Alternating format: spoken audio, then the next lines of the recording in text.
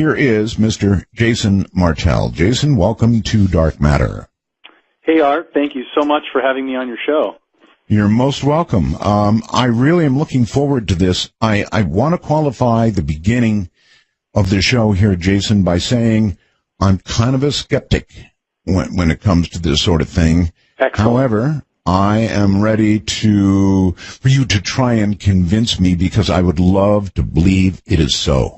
Well, I know you're a seasoned pro in these topics, so it's kind of an honor for me to just have these conversations directly with you and see how you respond. Okay, good. So what we're talking about here is man or something before man. In other words, something so old that it rose up as a civilization of sorts and became extinct before we ever arrived on the planet, human beings. Is that yeah. Fair? Yes? That's pretty much right on the head, Art. Diving into that a little deeper, basically, when I first started to look into these topics, I was 21, I'm now 39, and I started to be very interested in realizing that most of the ancient cultures that we're aware of, the infamous ones, the Egyptians and Mayans and India and such, they're all referencing a lost culture.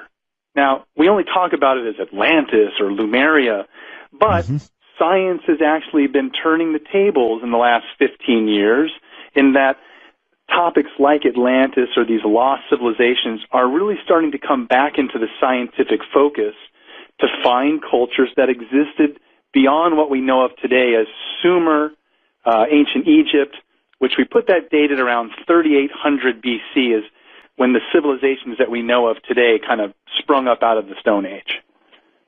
All right.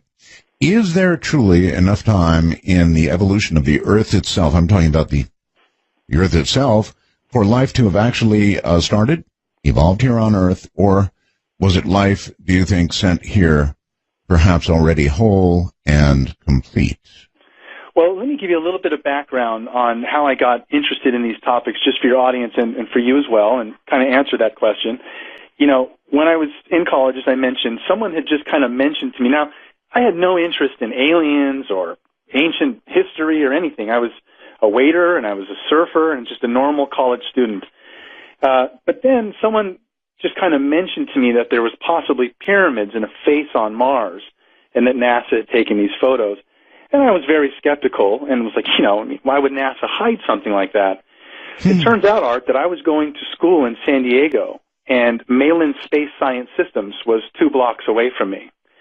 So as I started to listen to your show and Richard Hoagland and other people, as a young layman college student, I became very interested in, are there actually artificial structures on Mars? So I contacted Dr. Mike Malin directly. Dr. Mike Malin is the principal scientist in charge for the last 30 years of the cameras that we place on all our orbiters. That's right. I have spoken to him a number of times. Yes. And so as a college student, I reached out to Dr. Malin and said, listen, is there any possibility that these structures on Mars are artificial? And he said, well, no, these are all natural, sand and wind-eroded objects, nothing intelligent to see here. That kind of made my eyebrows raise a little higher, right? So what I started to do is just really take my focus off of Mars, because this is on another planet, when I realized there's structures here all over the Earth that we can't explain, and that's kind of led me on the path of what we're going to talk about tonight. All right. May I stop you enough to ask if you have reviewed the work of Richard C. Hoagland? Of course I have. Good. Bought the Monuments of Mars, I think 2 editions, had him sign one, went to his birthday party in Del Mar many years back. I think the first time I met him was at a book signing of yours, which was in Encinitas, California, again, well over 10 years ago. I remember. All right. All right. Well, I have been a skeptic with Richard as well, although the last time he was on the program here on Dark Matter, he did hit me, Jason, with something that I found. He called it number 9. I don't suppose you've seen number 9, have you? No. It's a artifact on Mars, Jason, and the damn thing has a pipe sticking out of it. I mean, you might call it a rock, even though there's other aspects of it that are just startling. but it has a perfectly round pipe sticking out of it. And there's no way, Jason, that this is a natural object. Simple as that. That one got me. So if you have an opportunity to view what's called number 9, it's probably still up on my website. Take a look at that and let me know what you think. I'll definitely check it out. That's okay. He's always been infamous for finding artifacts and things that I guess we're really never going to know until we send a manned mission. But I definitely was very intrigued initially by the Cydonia complex, the geometry and the math being displayed there, which really made me focus on a lot of these ancient cultures and raised the question for me, where do we really come from? Well, NASA always kind of poo-pooed the phase on Mars, right? Yes, they did. And I even refer to in my lectures sometimes when I show a chronological time range from 76 until, I think, 2009 of various images. And one of them I, to this day, still call the cat box image. Yeah. But here's the thing I was going to point out, Jason. Even though they poo-pooed it, I noticed they spent a disproportionate amount of time going back to Cydonia. So while they publicly poo-pooed it, they kept going back. Now, that's got to mean something. Right. Well, I think you and I and many of your listeners are on the belief that there is a public space program, and that's publicly reported, there's also a non-public space program, which is a little more hard to track and put our hands around. But I've leaned less on the cover-up at NASA simply because I realize that there's a political backup in that some engineers have been working at NASA for 19 years making some little arm that's going to be on the rover, and this little arm's going to stick into the dirt and look for some amino acids. Mm-hmm. But there's no like rabbit catcher or Martian catcher or something that's going to actually identify life. We don't have any instruments actually deployed on any of our rovers that are going to, scientifically confirm life. We're only looking for signs of life. So we're not quite there yet. But if anyone does pay attention, it has been very educating for me, just as a civilian, to see that, what they release from the surface of Mars, there is what appear to be vegetation and questionable objects, as we were talking about. So it does, I think, raise a little bit of curiosity. All right. Let me pose this to you. There are things there that really do raise your eyebrows.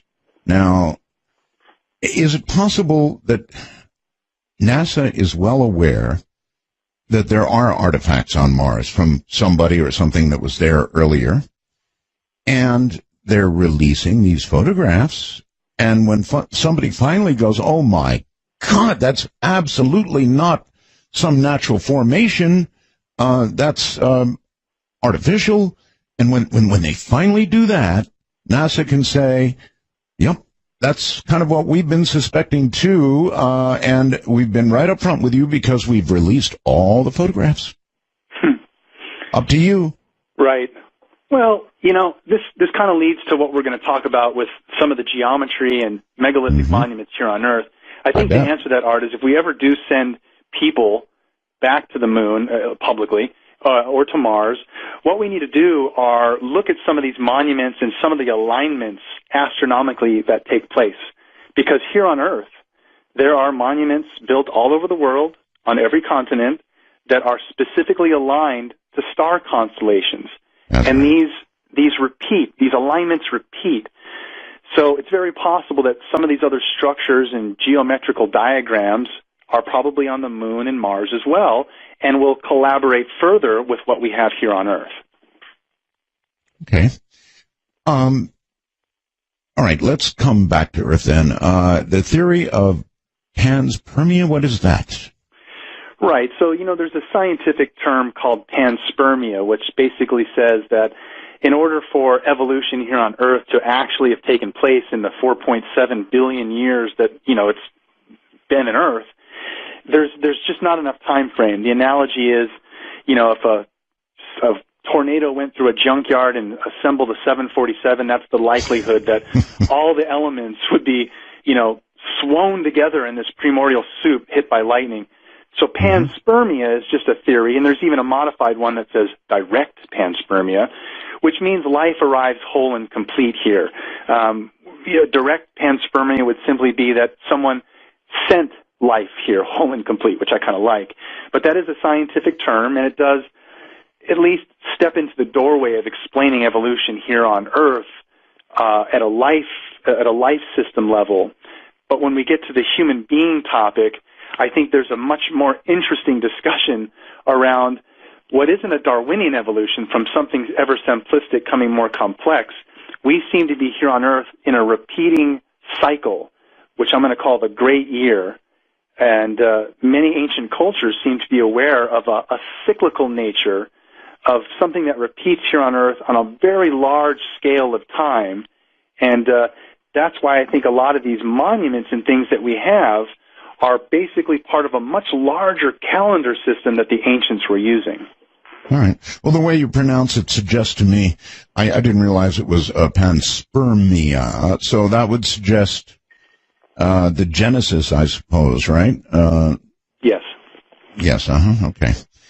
So what is your theory? Was life, in what way was life seeded on Earth? What's your best guess? Well, my best guess, really is that we seem to be in some type of a large cycle that is creating life here on Earth to evolve to a certain state and then drop out of this evolutionary state and kind of forget everything. So, when we speak of life in general, that's kind of a broader topic that I'll bypass for tonight and go right to the human evolution, if you don't mind. That's fine. And, this is a really interesting topic, Art, because this is what led me to my research, is I wanted to figure out where do we come from? Who is the oldest culture that has led up to us? And that led me into the Sumerian culture and Planet X and the Anunnaki, which is a good topic for us to touch on. But, from a higher level still, I started to realize that there seems to be a larger cycle of time that all the ancients were aware of. And we know of it, we just don't understand it. We hear things called the Golden Age or the Dark Ages, or why there's the division of the heavens into 12 parts into these zodiacal symbols. Well, it seems that the ancients were aware of some knowledge and used a system of time based on astronomical movements, which is just now starting to come into our comprehension in modern times. All right. You're suggesting, I believe, that Darwinian evolution is flawed because you say they will never find the missing link. How do you know that? Right. Well, Darwinian evolution is, I think, this view that everything simple is going to become ever more complex. So if we go further and further back into our history, we should pretty much just find more simple cultures and tribes, and then into the future, we're just going to become super advanced. What I'm seeing is actually that's not the case. It seems that there is a cycle here on Earth that is repeating, and it's a large cycle that lasts around 24,000 years. Now, a lot of the ancient cultures made reference to the fact that there is this cycle.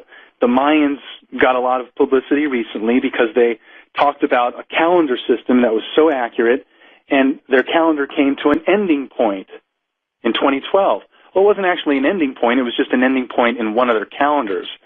So it's just very interesting, Art, that we can talk about some of the specifics tonight in that many different ancient cultures were aware of this large cycle of time and built monuments that align to specific star constellations that are kind of like markers in space as to where we are in this large cycle of time.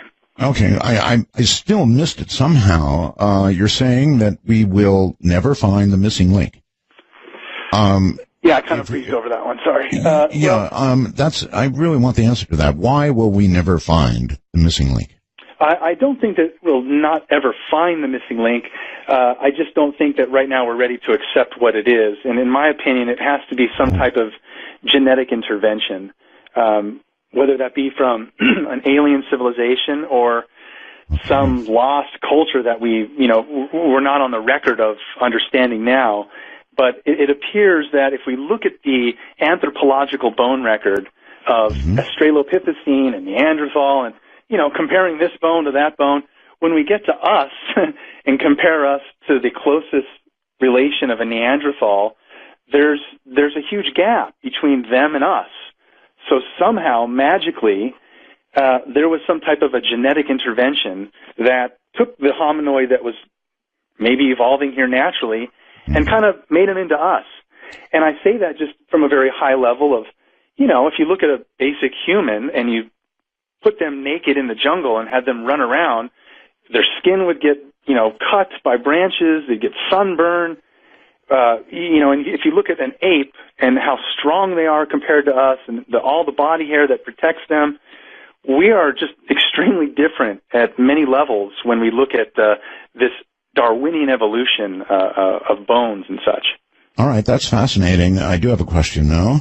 Is it possible, Jason, that if there was and by the way, I believe it could be true, there was some genetic modification achieved by a power that we don't understand. Mm-hmm. If that occurred, and I'm not a scientist, is it possible that a geneticist could uncover evidence that occurred?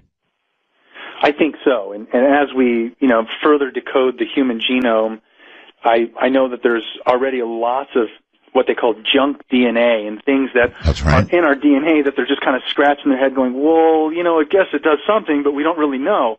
Right. Good friend of mine, Lloyd Pye, who I'm sure you're also familiar with. I know Lloyd well.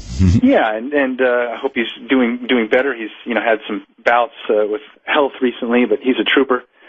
And he really did a lot of work around the genetics and wrote a book called Everything You Know Is Wrong, where he kind of gets deep into the genetic side of looking at the various elements of our gene code and breaking down where these anomalies exist and why they should be called out. I'm not sure that finding it would be a problem. If a geneticist did find it, one could still say, look, that's where God's hand touched the human, or created the human, if you will. Or one could suggest that a race far, far ahead of ours stepped in and did the deed. Yes, well, I guess only time will tell as we, our sciences advance more so that we can use, various quantum computing here in the future, I guess, and do things where we can get a much more whole and complete view of our genetic code. And if we ever do get to interact with other, publicly, if we ever get to interact with other life forms of intelligence, then there might be very interesting DNA samples from them that we can compare. But right now, it's all kind of a door shut. There aren't any aliens. No one's willing to cross that line scientifically. So that's why, I've spent my time, the last decade or so, really looking at the ancient evidence.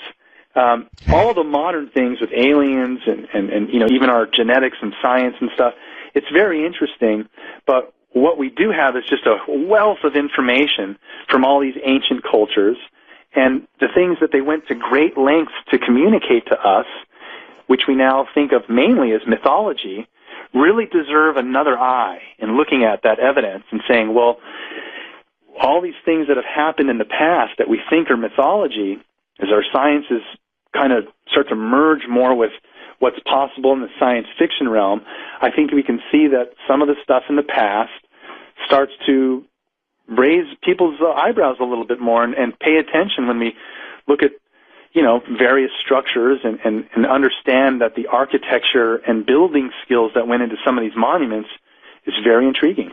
Okay. All right. Did you see the series After Man, I think it was called, where they showed 100 years after man was gone from the planet, 1,000 million, I don't think 10 so. million.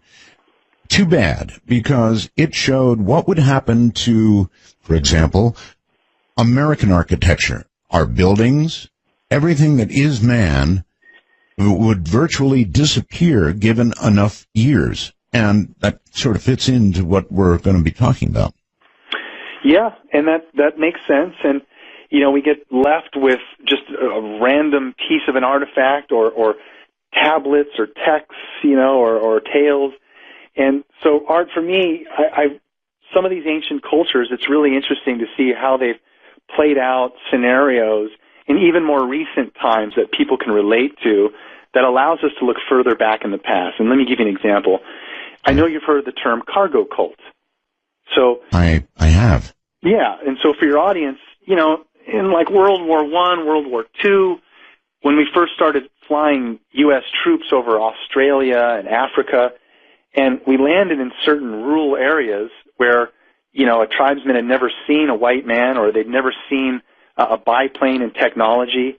Soldier gets out, lights up a cigarette, and holds out a voice recorder and records the Aboriginal's voice and plays it back to him.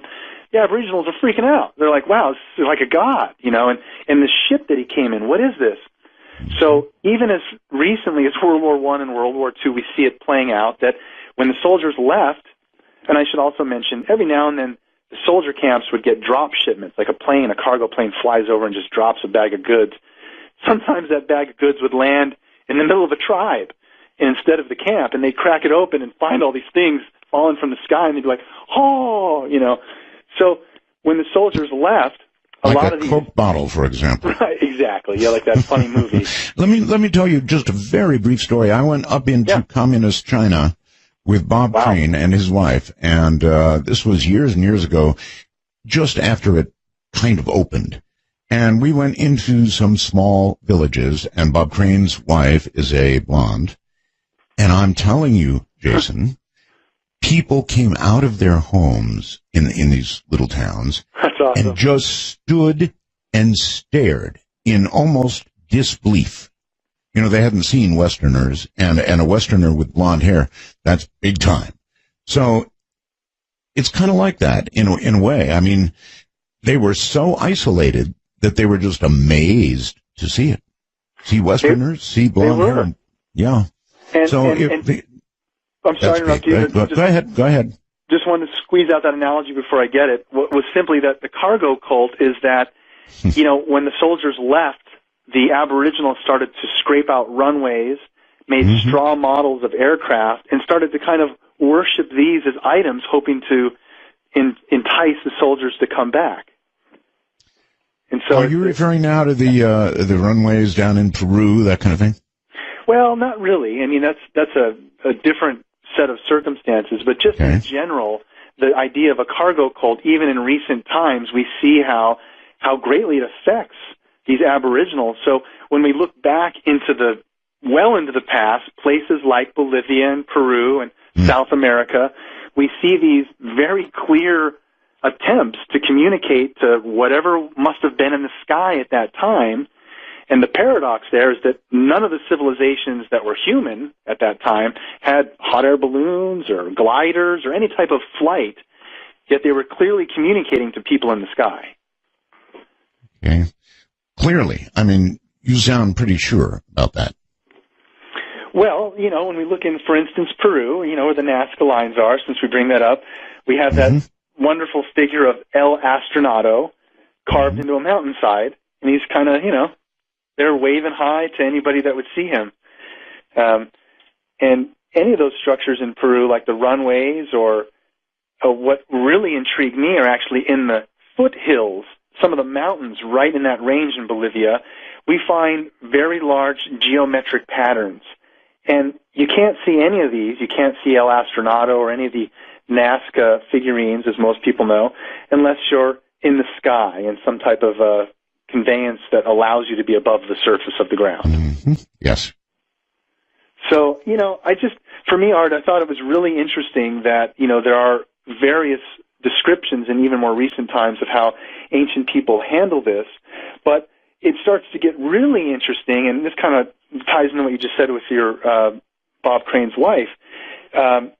What's also very interesting in studying a lot of these South American cultures, these are all mostly dark-haired people, dark-skinned, but their gods are usually tall, pale, blonde people.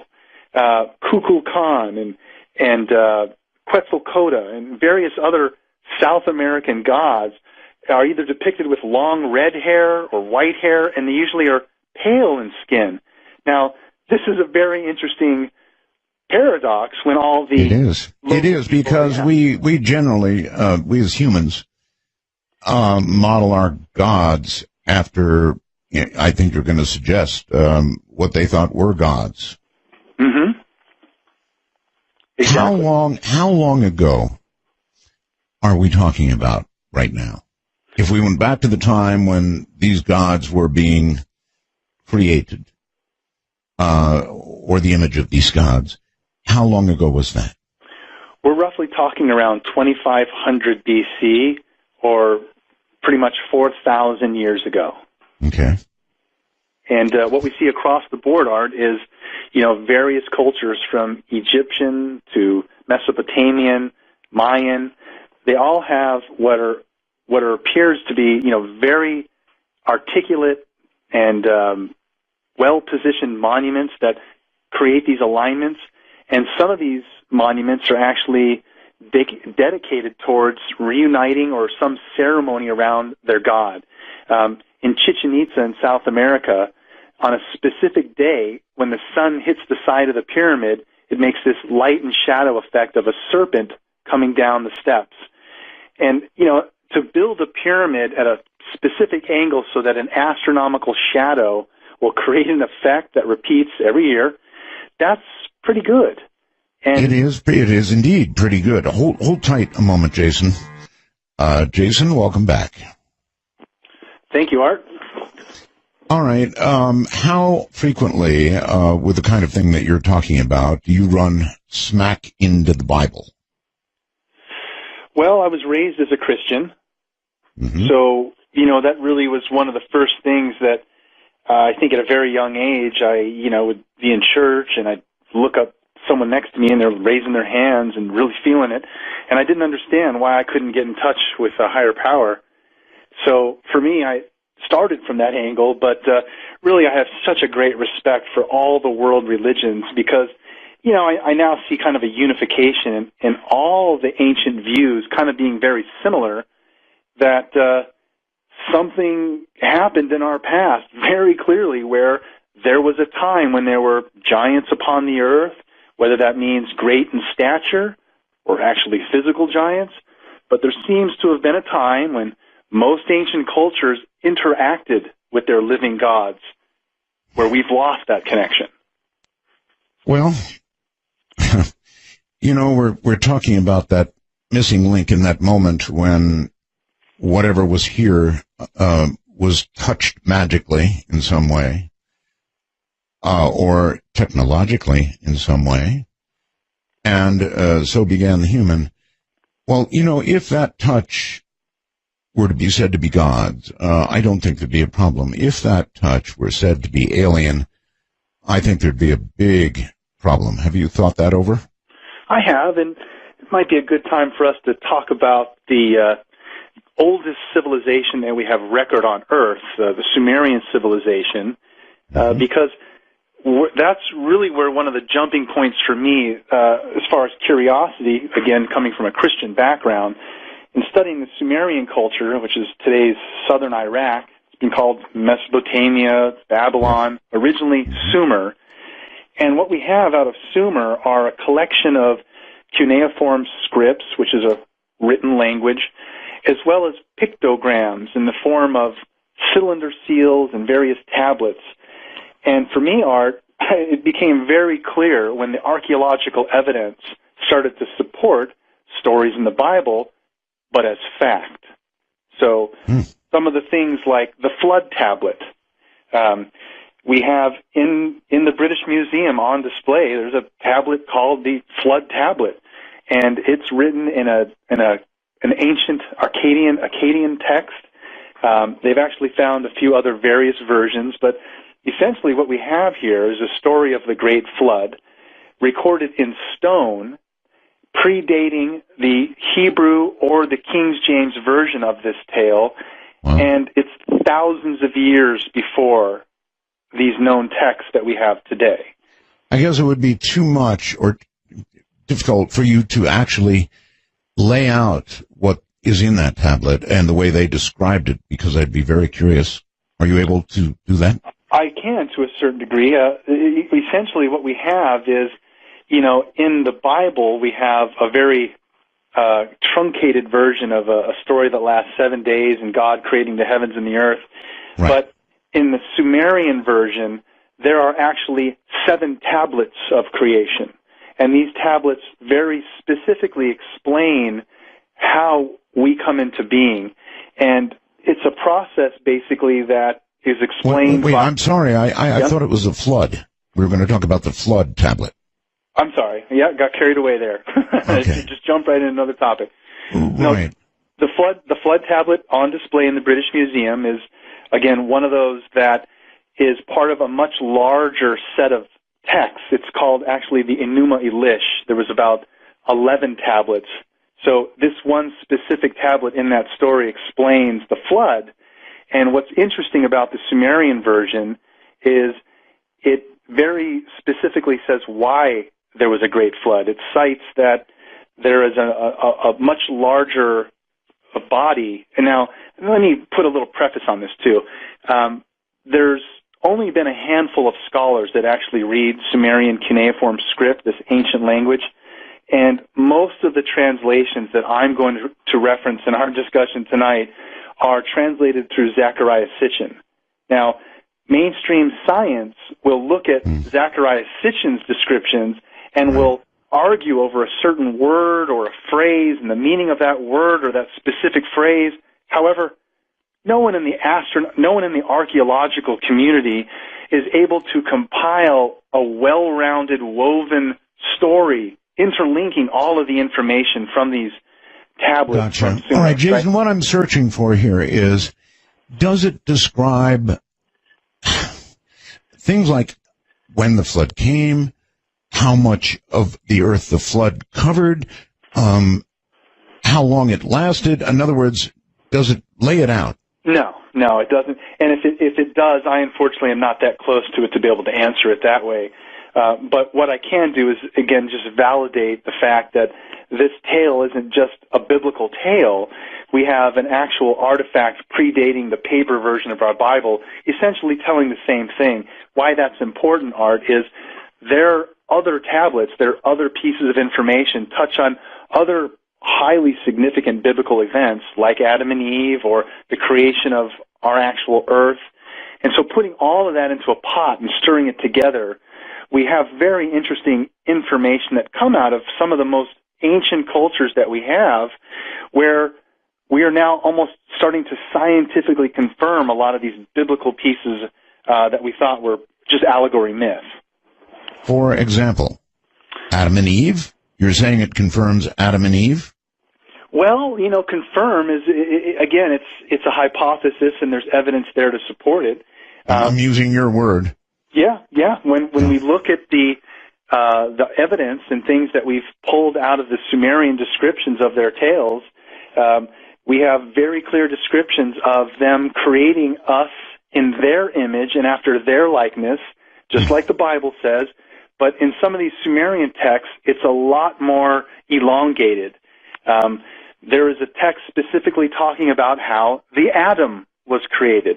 And it wasn't Adam as in, that's your name.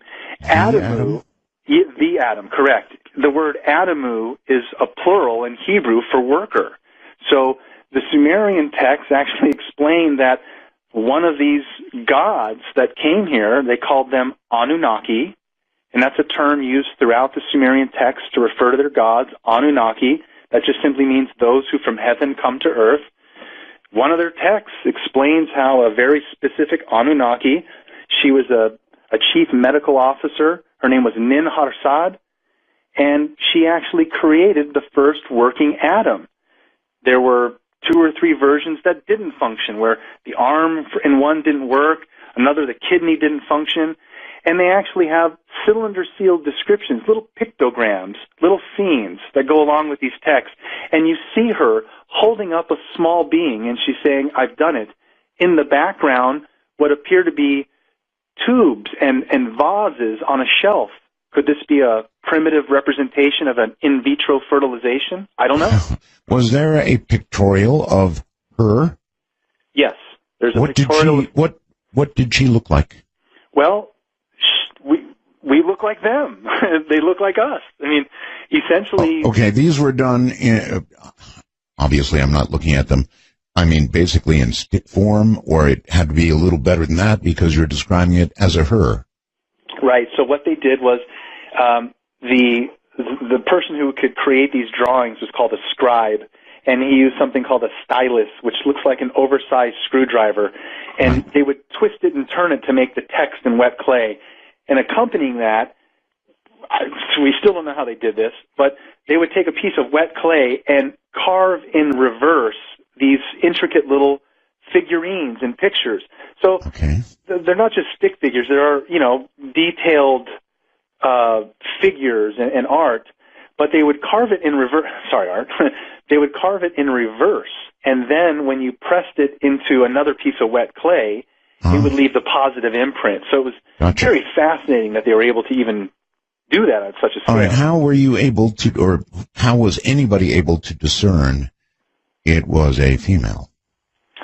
Well, the texts explain that she is a female, and when you look at her in the picture, she's actually got a ponytail, and her face features are more feminine. Okay. All right, and she created the atom, which turned out to be a small, are we talking about a baby? Right. So it's the first working model, and I'm sure it was, a child, and, it's, again, when we look at this as just a mythological tale, it's pretty darn accurate considering how we look at, again, test tube fertilization or in vitro fertilization. Oh, I'm with you. If it happened now, how did the Eve get created?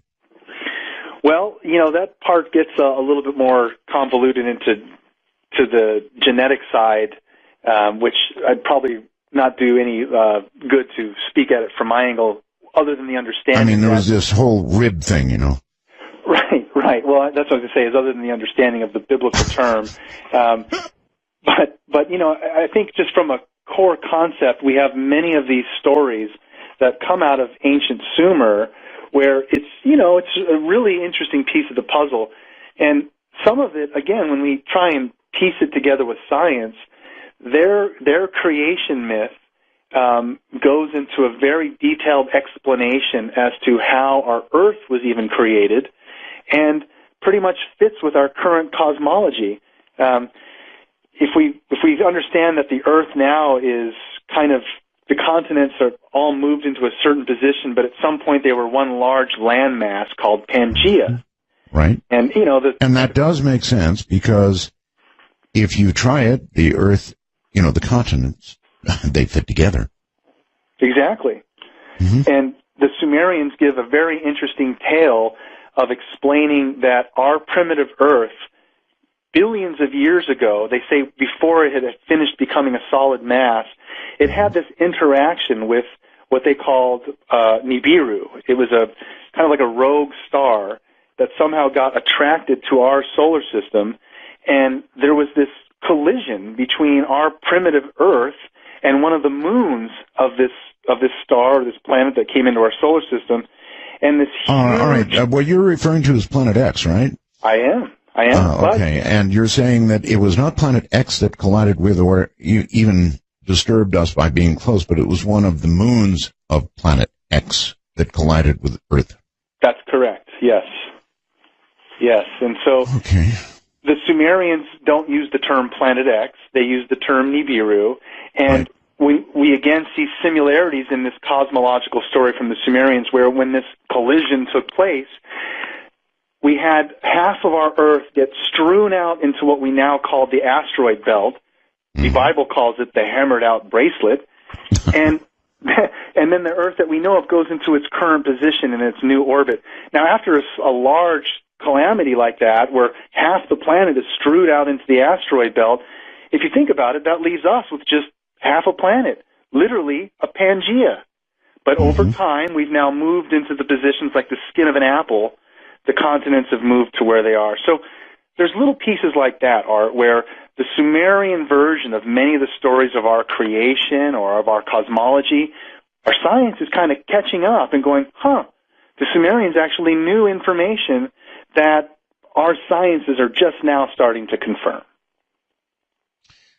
So what you're suggesting There's two ways to look at this. One is the biblical, and the other is something even older that you've been talking about, and you're suggesting that they do coincide, but at some point you're going to have to sort of make a intellectual mental choice about, well, the Bible. This was one way to explain it, but over here we have this other thing that happened, and it's the real thing that happened. Right, and so that's why there's this wonderful context from all the other cultures around the world, not just our one Judeo-Christian view or the Mesopotamian view that's now extracted into our Christian view. There are all these other collaborating cultures that have a similar line of evidence in that the knowledge that they had, it seems to be so complex that when we look at most of these ancient cultures like the Egyptians, Mayans, and Sumer, they were right out of the Stone Age, right at the time when it seems to have been that they were, just starting. They're at the most advanced part of their civilization, and then they kind of gradually went downhill. So it's a hard thing for us to try and figure out, like, why are these gaps in knowledge? It seems like many of the ancient cultures knew a bunch of information and ways to build monuments that we can't today, and then we kind of forgot it all when we went into the Dark Ages.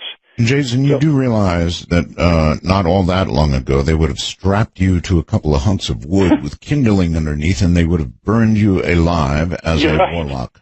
You're right, and that's part of us coming out of the Dark Ages, where we've been in this, we went into this realm where we kind of lose all this information.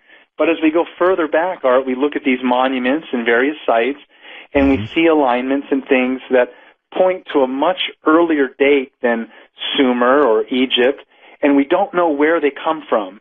And I can give you some examples, and this one, of course. Ballpark, when you say much older, give me an idea of how much older. 10,500 BC and older, maybe between 10,500 BC to, let's say, 50,000 BC. So much further into our past.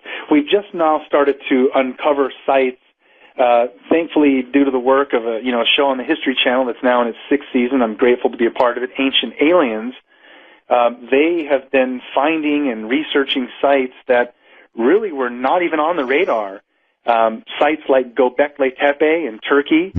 All right, now, Jason, what is the best evidence that you would cite from these programs, from that research, of something that old?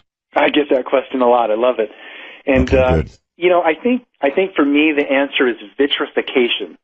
Some people might have to Google that. It is a good term, but vitrification means the heating of a stone until it becomes a molten state. And so what we see, Art, is, at Machu Picchu and Teotihuacan and Pumapunku and all these sites where the stones are perfectly fit together or carved out with these intricate patterns like putty.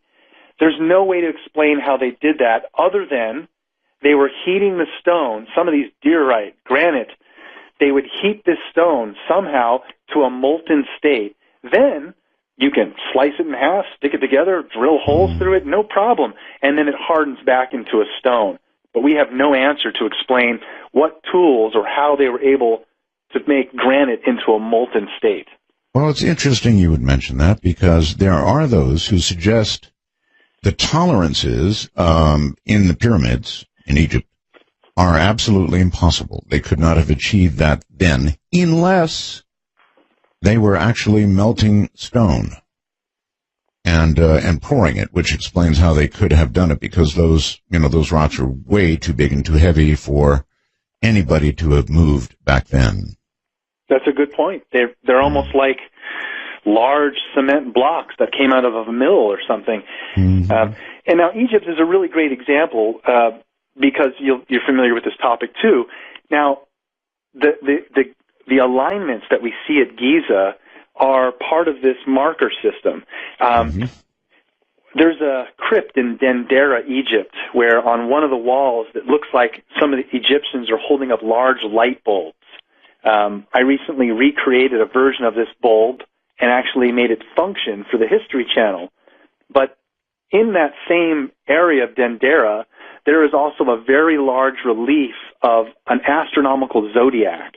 And what a lot of people don't understand is that, again, these monuments are built as some type of large marker. Giza is an excellent example.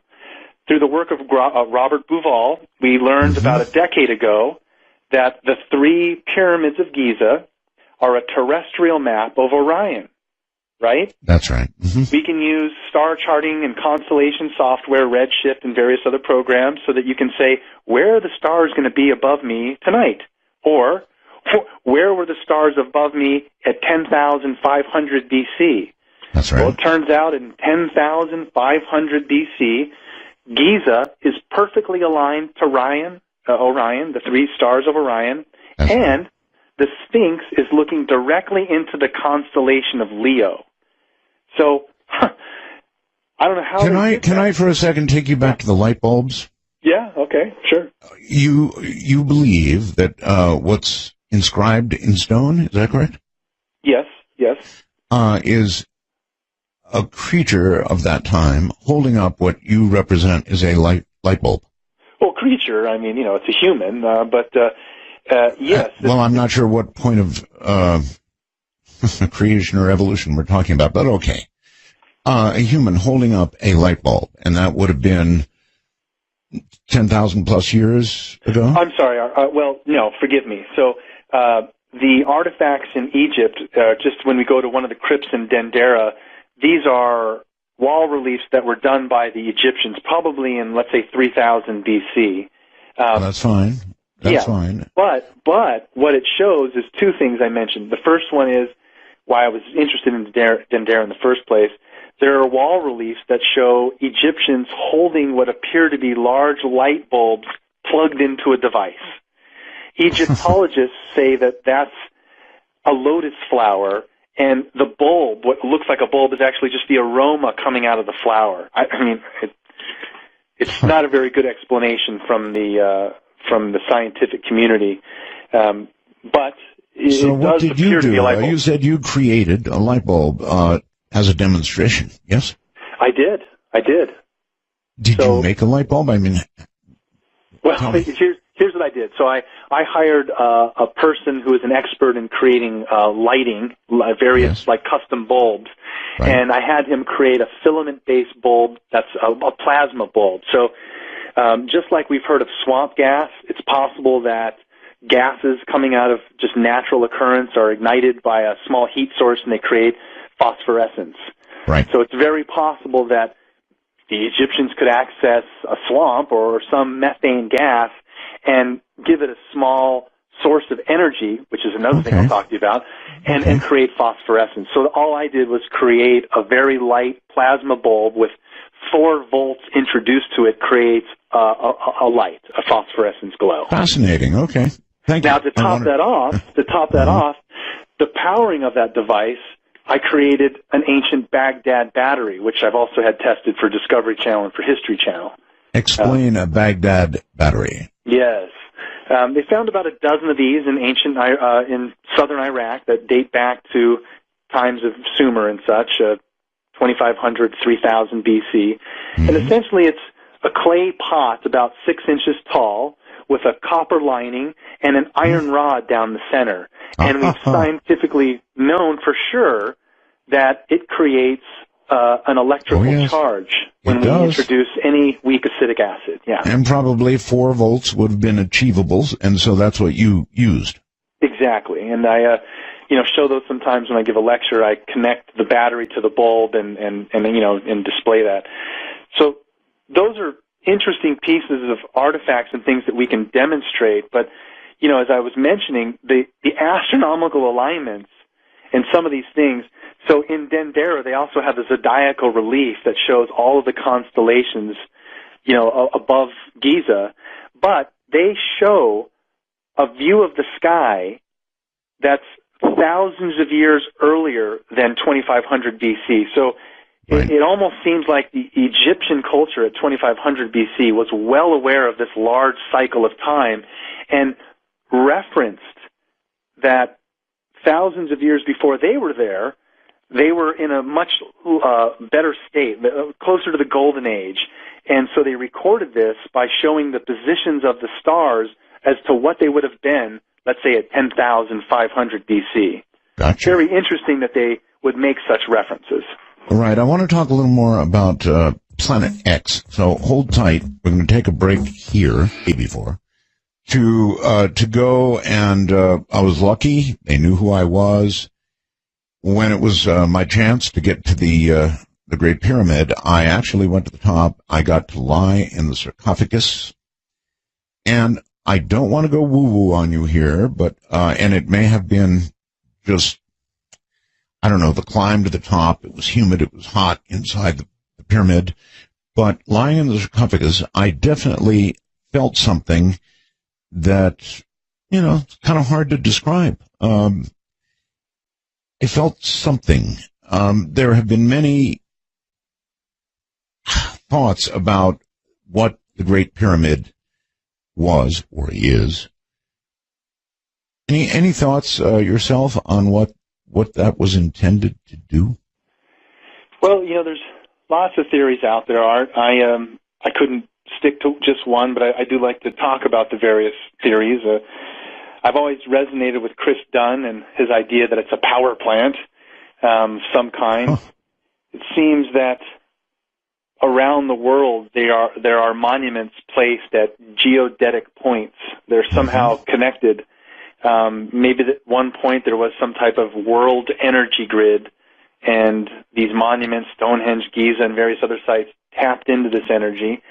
Or, you know, it could be something more basic, utilizing elements. I heard an interesting theory around the water and the way the Nile and the tide recedes and such, that there are channels and ducts that come up under the Sphinx and under the pyramid, and just the pressure of this water filling these canals and pressing up against the pyramid actually creates energy and static charge that they were somehow maybe utilizing. It doesn't surprise me that if you were sitting in the King's Chamber sarcophagus or the Queen's Chamber, that you might actually feel some type of resonance or an energy.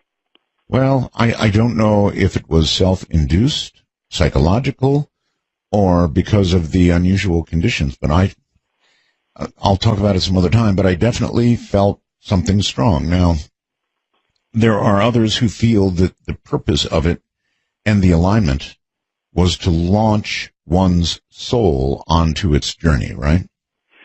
Well, and, you know, we have these various shafts and things that there's a shaft in the King's Chamber and in the Queen's Chamber that are very specific, that point to a star constellation, one of the belt stars of Orion, the star system Sirius. And I'm sure you noticed that when you were in the King's Chamber and the Queen's Chamber, if this was a tomb, where are all the hieroglyphs, right? Right. It's like a big empty room. So no, it is a puzzle. I admit that. So you take the technological road because it kind of fits what you're saying, and that's fine. And it could certainly well be. I don't know. And there's probably some stuff in there that either they're covering up to a certain degree or we're just not getting full access to. You know, that little square, I think it's like a 1 foot by 1 foot shaft that they sent that little robot, the Upawat, up into and found that door.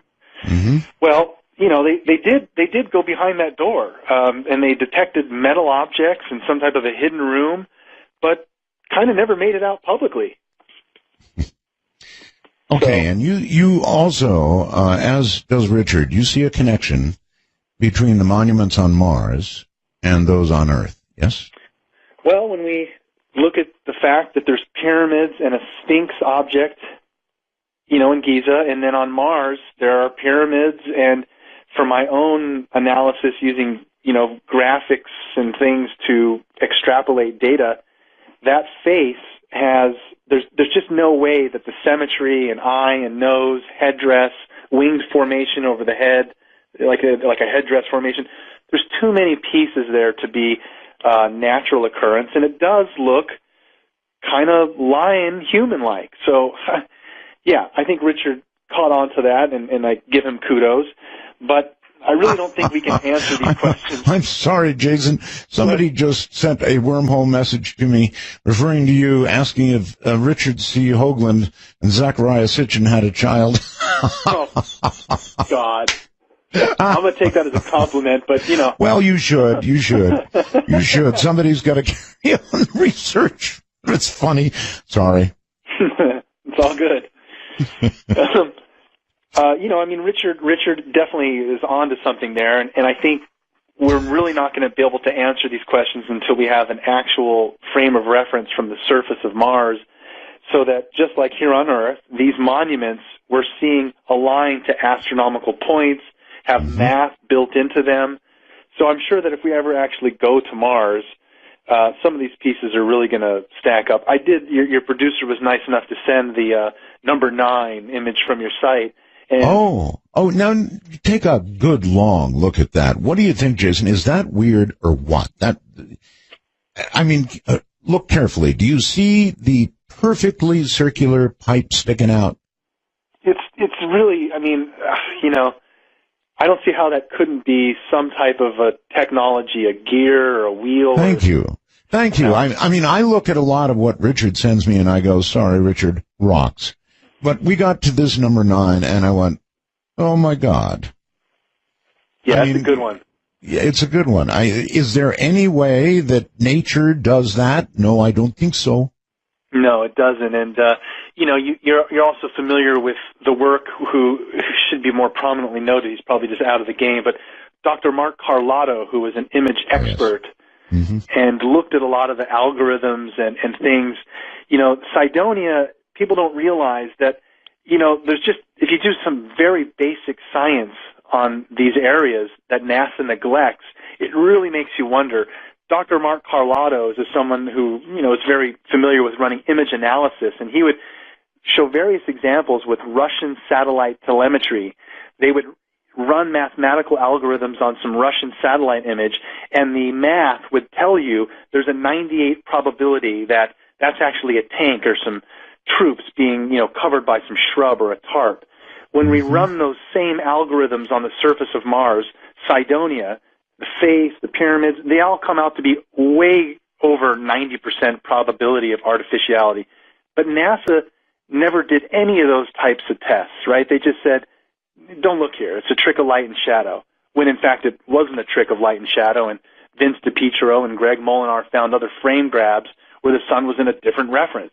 So, well, that's why I said to you earlier, isn't it possible that NASA is laying all this in front of us in plain sight, and when somebody finally says, I've had it, this is not formed by wind or erosion or whatever, this is not a natural object, when somebody finally says that and really says it loudly, NASA will say, well, you know, we've been releasing the pictures all along. We're not surprised.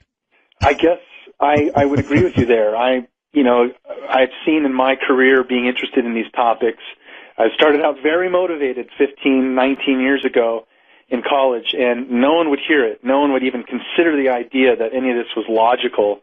That is changing now because of all the things that we're learning that, you know, go into that pot and it gets stirred. So, yeah, I think there is a desensitizing of the public going on. And if anyone hears stories like Gary McKinnon and others that, you know, sometimes tiptoe into areas that they're not supposed to or hack a computer at NASA, you know, you do have to take these still with at least some realm of conjecture that it could be true.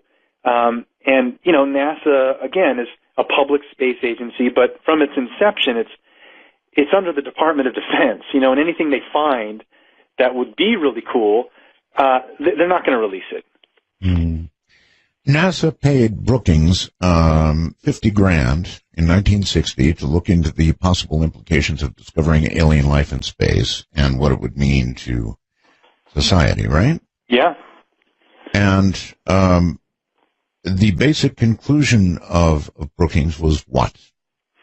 Well, they basically said that the fabric of society, the economic complex, the religious complex, would really be thrown for a loop, and it's better to quarantine this information until there's an established plan, you know, a way to, essentially what we were just joking about, either desensitize the public or, handle this with the proper quarantine procedures. Mm-hmm. So you think we're still in the period of quarantine? I do, and as I mentioned when we first started, I usually, when I give a lecture or do a talk, I cite evidence because there are artifacts, there are science that our understandings currently can put into a spectrum of truth with some of these ancient pieces, artifacts and such. But when we get into more of the current topics, it gets a little more slippery and difficult to not only put evidence behind it, but,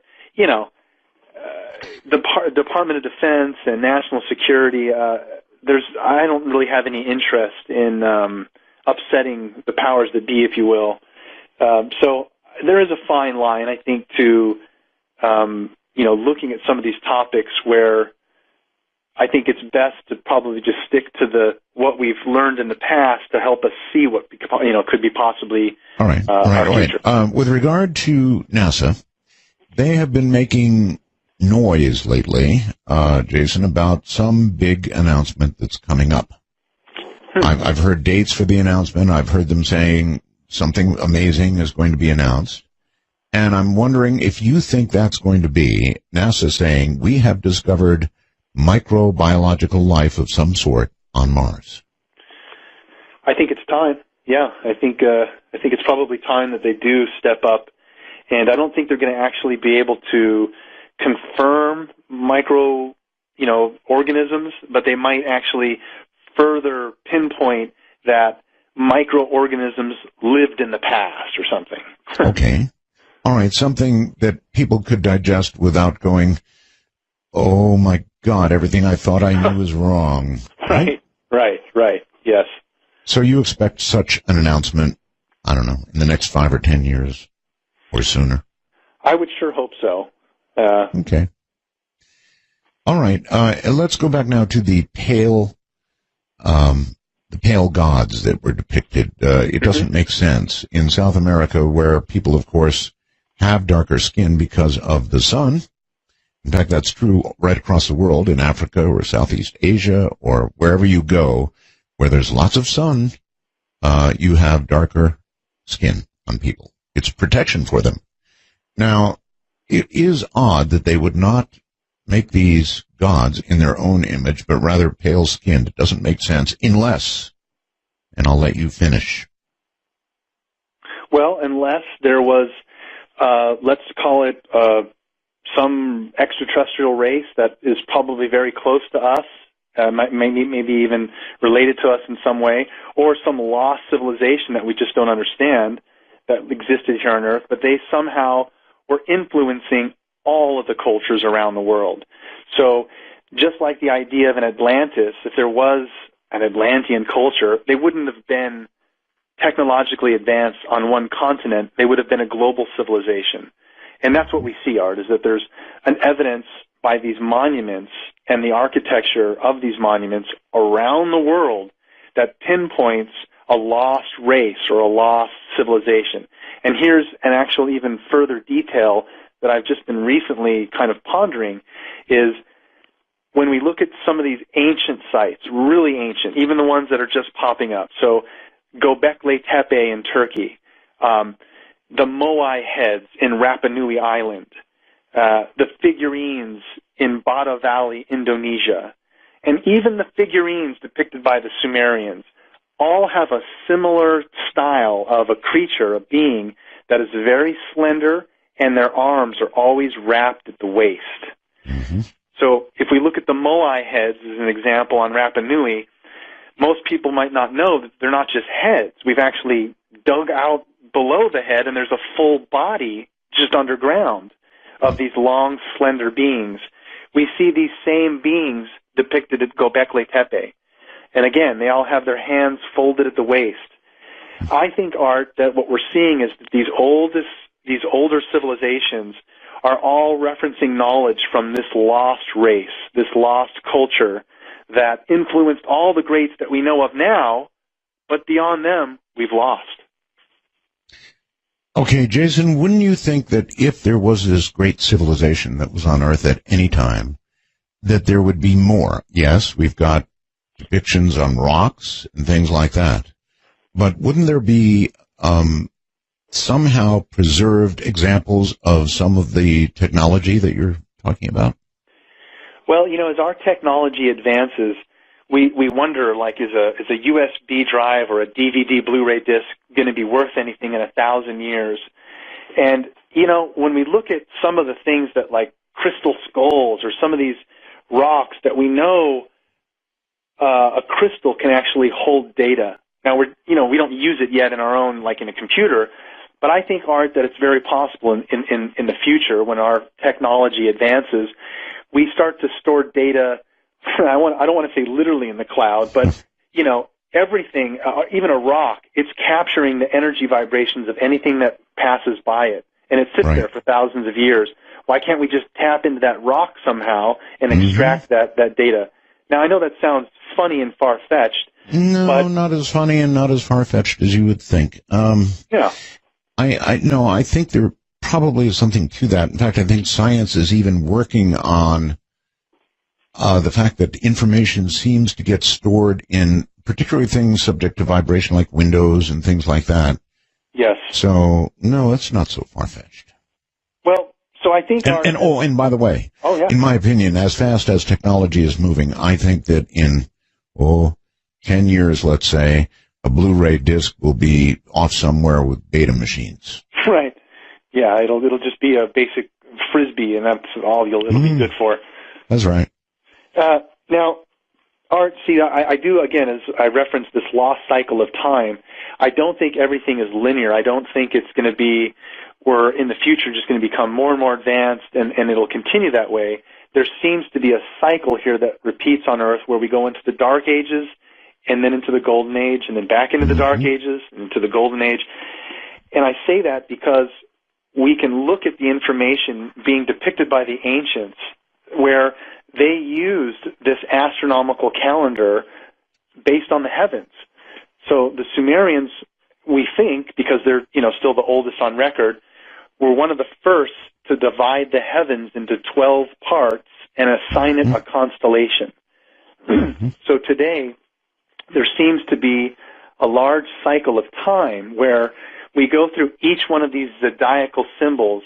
It lasts about 2,000 years where, based on the alignments of where our Earth is to the sun and the star constellation behind that, the ancients had a very simple and ingenious way of knowing what age they were in.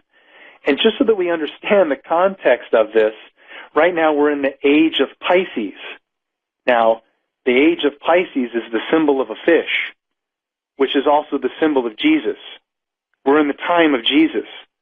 That's going to end in about 150 years when we go into the age of Aquarius, all based on astronomical information.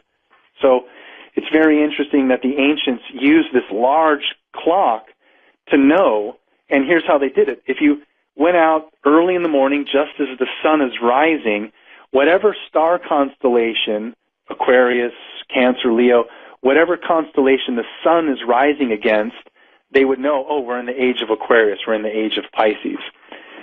So they went to great lengths, Art, to know exactly where they were in this cycle because all the ancient cultures, over 30 of them, explain how this cycle affects us. And I want to kind of put into context so that your audience understands. There's 3 cycles that we're aware of as far as the Earth's movement in the heavens. The first 2 we're very aware of. The third is where it gets a little tricky. First one is we're spinning on our axis. So I'll tell you what, this is a good break point. Spinning on our... Okay, so I don't know. It seems like the astronomers would be letting us know if Planet X was headed our way. But that doesn't mean it isn't. And that doesn't mean that a rogue planet couldn't be out there because it could. So what's your best guess about Planet X? Well, I think in this last hour I'm going to try and hit it home for you because I know a lot of people are interested in NIBIRU Planet X, especially what they hear online.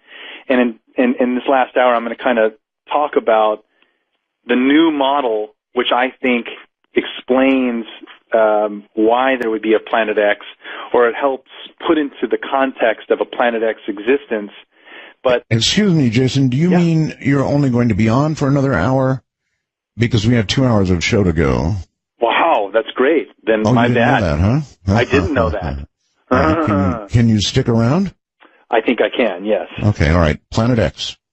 So basically, the Planet X topic is one that's very interesting because up till now, everyone has been assuming that it's just one sun, that, our solar system is comprised of one sun, and Planet X is on this huge elliptical orbit based on the ancient information, and so it very rarely comes by our inner solar system. However, that might not actually be the complete model. Based on most of the latest science that we're getting from our telescopes in space, most solar systems, external solar systems, not ours, most solar systems are binary. They have at least two suns, some in an intricate dance up to 6 or more suns in this, unbelievable orbit. But there's strong evidence to suggest we are a binary solar system, so that we actually have two suns. Our second sun would either be a brown dwarf at this point, or is something that we haven't been able to identify. Like, for instance, let's call it maybe Sirius could be our second sun, and it's somehow in this intricate dance with us, which is kind of where I'm going to lead into this spinning on the axis before we picked up after the break. So I realize the Planet X topic is very sensitive to a lot of listeners, and hopefully in the next couple hours we can really start to boil down some of the science that I've been latching onto and finding very intriguing, which further change the variables of a Planet X model. There are a number of people I've spoken to recently who believe there is another sun, and that it is hidden and we can't see it because it's behind our current sun in some way. Well, Art, there are over 30 cultures that were aware of this large cycle of time and specifically talk about two suns. Even the Sumerians have a very interesting tablet view of what appears to be like the Tower of Babel, and they're ascending it, and there's two suns at the top. But many cultures were aware of the idea of us having two suns, a lot of them coming out of the ancient Vedic texts in India and such. But where this all right, that issue aside for a second of the second sun, although we'll come back to it, but Planet X, would you regard Planet X as essentially a rogue planet that visits on a very long orbital time, like 25,000 years, something like that? Right. Well, I think the orbital pattern that is talked about in some of these ancient Sumerian texts is they give it a 3,600-year orbit around our sun. Oh. We look at the Sumerian evidence and see that they had a very advanced math system based on two numbers, 6 and 10. So the Sumerians had mathematical constructs and diagrams that showed how they were able to divide into very small numbers and very large numbers. Some of these numbers ticked up into the billions. So one of the numbers that they used was 360. They were the first ones to designate 360 degrees to a circle. Now, if you just take a string and attach it to a stick, put the stick into the dirt and outstretch that string, and then walk around, you create a circle. But they were the first ones to actually designate 360 degrees, and they called it a shar, which meant a complete circle. So they gave the reference of Nibiru, this Planet X, as having a shar of 3,600 years, which meant a complete orbit. Mm-hmm.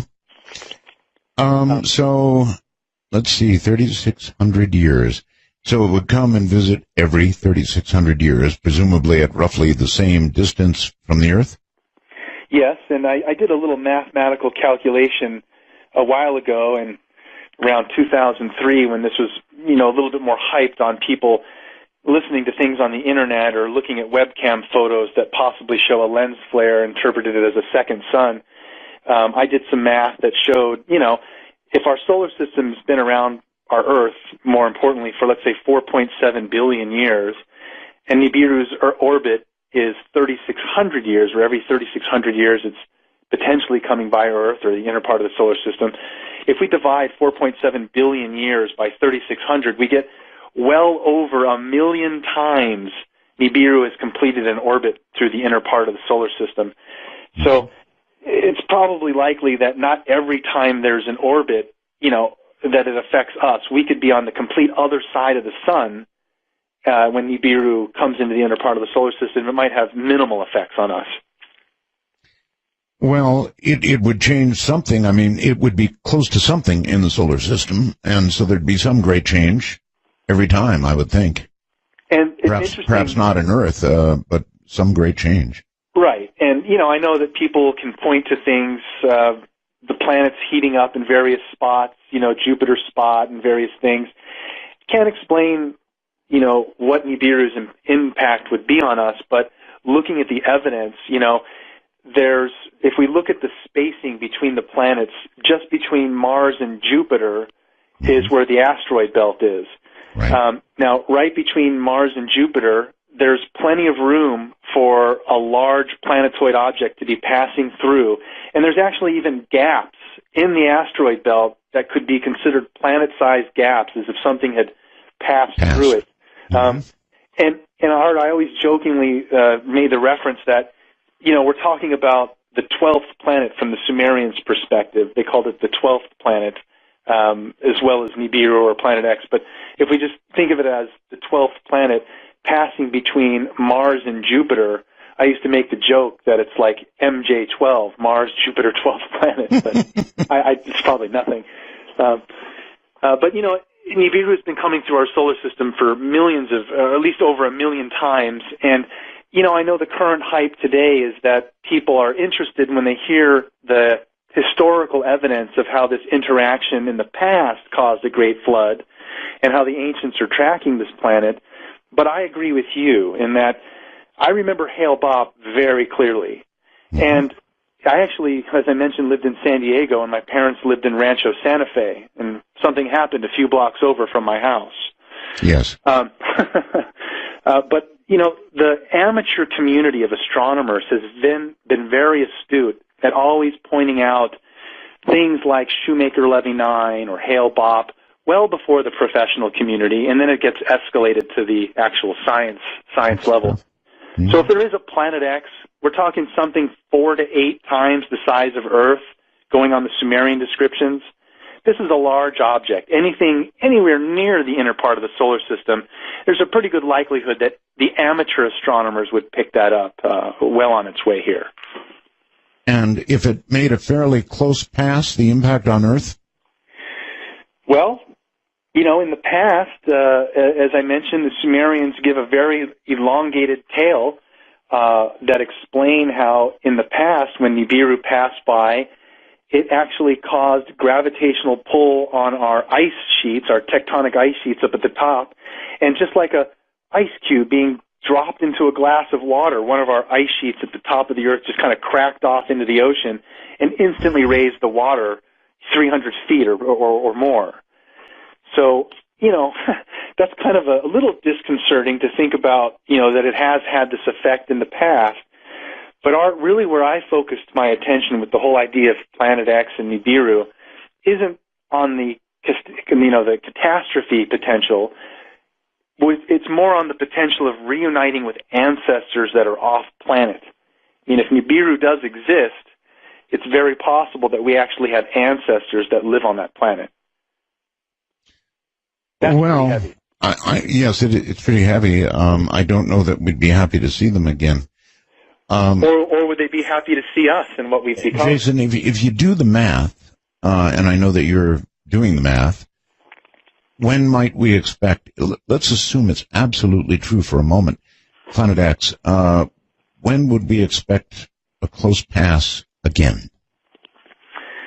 Well, Zecharia Sitchin had a specific date that's, a few hundred years from now.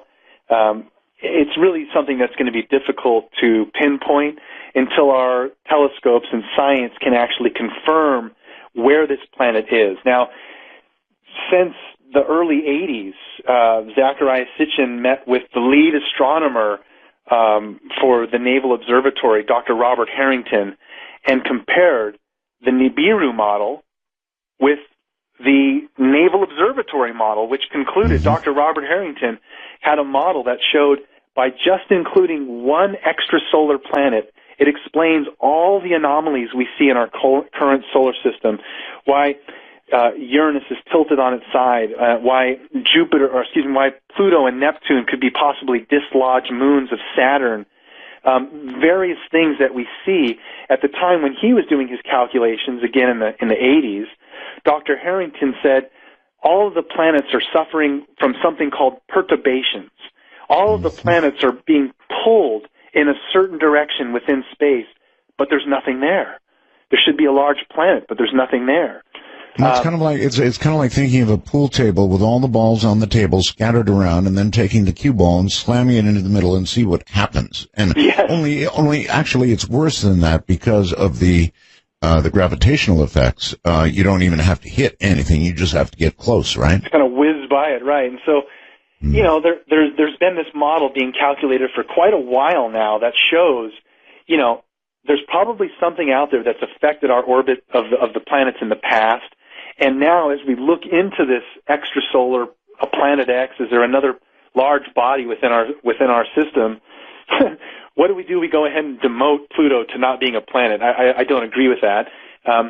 But, you know, it is an interesting thought that we are now using extremely advanced telescopes. We have one out there now called the Spitzer telescope. Actually, I think it was originally called Certif, and they renamed it to Spitzer. So either one of those names would bring it up, Certif or Spitzer, if you Google it.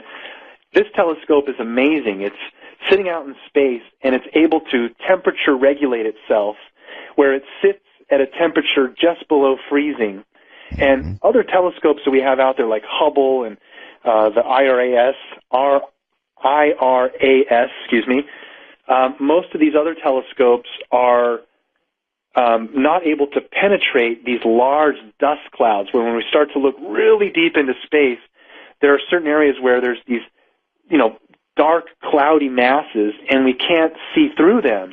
However, these new telescopes, like the Spitzer, are completely infrared, so they're able to calibrate themselves to the temperature of this dust cloud and just penetrate right through it using infrared, essentially a heat signature. So we're starting to get detail and see all these new suns and different solar systems. And there is a large likelihood, Art, that we will actually identify a rogue planet that fits the NIBIRU model within the next 10 years that's actually viewable and trackable within our solar system. At that point, then it becomes a little more interesting to go, well, you're saying that there's this planet 48 times the size of Earth, and we're tracking its orbit, and it's going to come into the inner part of the solar system or be near us in 200 years? Interesting. We should keep an eye on it. Keep an eye on it. Jason, that would be an ELE event, probably. If it got close. An LE. It's definitely an LE. I mean, I don't know if it would be another great flood, or if a hunk of the planet would break off, or we'd assume a new orbit that ended up changing the temperature on Earth by about 100 degrees. Something awful like that is definitely possible. It is a possibility, but, you know, there's really nothing that anyone can do at that level. If there's going to be an LE event like Deep Impact, what am I going to do to worry about it, or even, you know, research something like that? If it's going to happen, it's going to happen. Where I find it interesting, Art, is the fact that, you know, there seems to be another angle to just the catastrophe side of possibility. All right, but stick with that for just a moment, and then we'll move on. Jason, if your research led to the fact that NIBIRU actually was coming, Planet X was or is coming, and in a couple of 100 years will produce an LE like that here, would it be your position that the people of the world should be told, or that the people of the world really should go on about their business, and telling them would only produce the ELE event probably ahead of time anyway, because everybody'd panic and go nuts? Yeah, that's a hard one to answer. I think my personal opinion is I do think that the world has a right to know, And I do think that the powers that be financially, I don't mean the government, private equity, would take our race off planet. I know X Prize, Bronson, Bigelow, there are many people that are looking into, taking us into space. So I think in a couple hundred years, we're probably going to advance very quickly in that realm. But really, who knows? And this really will go back to the topic of this lost cycle of time, in that there seems to be, again, which we're going to get into, a reason why we go into the dark ages and forget everything and then go into this golden age and have this enlightenment. But it's very possible that, there's another factor outside of just the cycle, which is catastrophic events. In the last time we were in the golden age, I calculate that there was also a cataclysmic event, meaning we're super advanced technologically and spiritually, and here comes a huge asteroid or something that, wipes us all out and really makes us lose touch with this lost information. That could happen again. Well, Jason, maybe it's sort of a cosmic race. In other words, this planet comes by however many years it is. And it's a race to see if we have become technologically advanced enough to do something about it and get humans elsewhere to continue the human race, as it were. And maybe we just haven't quite made, one race just yet. But we're advancing very quickly now. We're going very quickly now, so you never know. We might make it this time.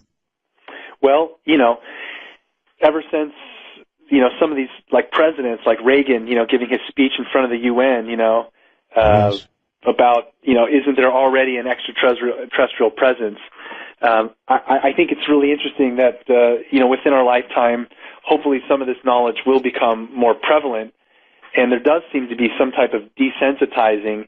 And I almost think, Art, that, it seems like Earth is the one on quarantine. If we look at, the idea of like a galactic federation, Star Wars, Star Trek, some conglomerate races collaborating, if they were to look at us and see us blowing each other up, expelling natural resources, why would they want to give us more technology when we're so unstable? It seems almost like we're being nudged to make these decisions for ourselves so that we can be welcomed to this galactic table, if you will. Maybe that's it. When we finally win the race, then we're welcomed at the table. Asteroid belt be what's left of Planet X. What do you think? Yeah, I mean, we're essentially talking about a collision between one of the moons of Nibiru and our primitive Earth, and the intermingling of the waters from, Nibiru and its moon as well as with Earth. And that's probably where we initially had life being seeded on our planet. The evolutionary process on Nibiru could have been taking place a lot longer. So it's very possible that the asteroid belt might actually contain other fragments of life that show a connection between Nibiru and Earth. Well, I think John was hoping that Planet X is no longer with us, that that all that's left of it now is the asteroid belt. Right. Well, there was a very excellent researcher, Dr. Thomas Van Flandern, a good friend of mine that unfortunately passed away a little while ago, and he wrote a book called The Exploded Planet Hypothesis. And, essentially when we look at all of the other planets in our system, even our moon, we see extensive fragmentation from meteorites and comets and various things. So it's very possible that there was, some type of a large, event in the past that caused a lot of these potholes and things that we see not only on our moon but on some of the other planets. Okay. You have mentioned here something about a discovery that was made, something 2,000 years old, some kind of mechanism found in 1901 by divers. What was that? Yes, that's an excellent piece of technology that was found in, around 1901 off the coast of Antikythera, a small island near Greece there. And it's an interesting device because it's probably about 2,000 years old, and it's more complicated than a modern-day Swiss watch. It has somewhere between 35 and 70 different cogs and wheels, all intricately connected. And the Antikythera mechanism was used for two purposes. At least that's what we theorized. One was for as an astronomical device, so that as a person navigating on a ship, they could use this device to tune it to a certain point, to a certain star, as an example, and it would help them navigate the seas. The other purpose of it seemed to be as an astrological device, where it could tell you, like if you were born on a certain day, that the planet Jupiter aligns with Mars, and then they would be able to give you more information about the zodiacal specificity of your birth date. But a pretty interesting piece of technology that's over 2,000 years old, and we really only accredit it to someone like maybe Archimedes, but we really don't know who invented it. Jason, when scientists, archaeologists find something really old that they cannot explain, they have a way of sort of putting that stuff up on the shelf and just ignoring it because it doesn't fit into the paradigm that they've decided is the way things were. Yep. We've seen that in many instances of, one of the greatest examples I like through our history is references of the power of flight. You see on various continents depictions of what are mislabeled as bird or insect models that under closer scrutiny, we found one in Egypt in the tomb of an Egyptian governor, and it's labeled as a bird model, but when you look at it, it has all the intrinsic characteristics of a plane and none of the intrinsic characteristics of a bird. Same thing in South America. We found these trinkets, these gold trinkets that look like, for all intents and purposes, little jets, and they have a 90-degree tail fin, and they don't look like a bird. They're mislabeled as insect models, but I think they're actually demonstrations for power of flight. You actually have something called a Sumerian rocket, don't you? Well, I not myself, but yes, there's an actual term called a Shem, and the Sumerian descriptions explain how the gods, the Anunnaki, had these large ships where they somehow, a small piece called the Shem would detach and come down to Earth. That's how the gods descended to Earth, was on this Shem. And it looks just like a rocket capsule, just like what we would do today in a return capsule coming back to Earth, a little triangular-shaped tip. And it wasn't just the Sumerians. Now, if it was just them, it'd be like, well, that's coincidental. But various other cultures, even in India, the Buddha would be ascending or descending in something called a stupa, which, again, looks like this triangular-shaped kind of a pod. So, yeah, it's a really interesting paradox there, Art, that a lot of the mislabeled pieces of evidence have either been put on a shelf and called something inappropriate, where it's not, it's an insect instead of a plane, or they're just not able to classify what it is. Jason, if what you say is true, if these cycles come back again and again and again, wouldn't you think that we better get our space program going again quickly? I do, but for various reasons. I think the threat of us having to leave the planet because of some catastrophe is less likely. I think the idea that, as we were mentioning before the break, there's a galactic community. I think I'd be much more interested in being able to interact with beings that are not from Earth. Let me give you an example.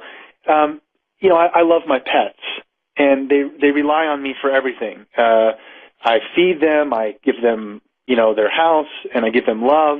Sure. And they must look at me in such awe. I'm this being that gives them everything, and playing with laptops, and I Skype them, and they're like, how does he talk to me through this thing, right? but they don't have any of them yet constructed any tall, pale Jasons?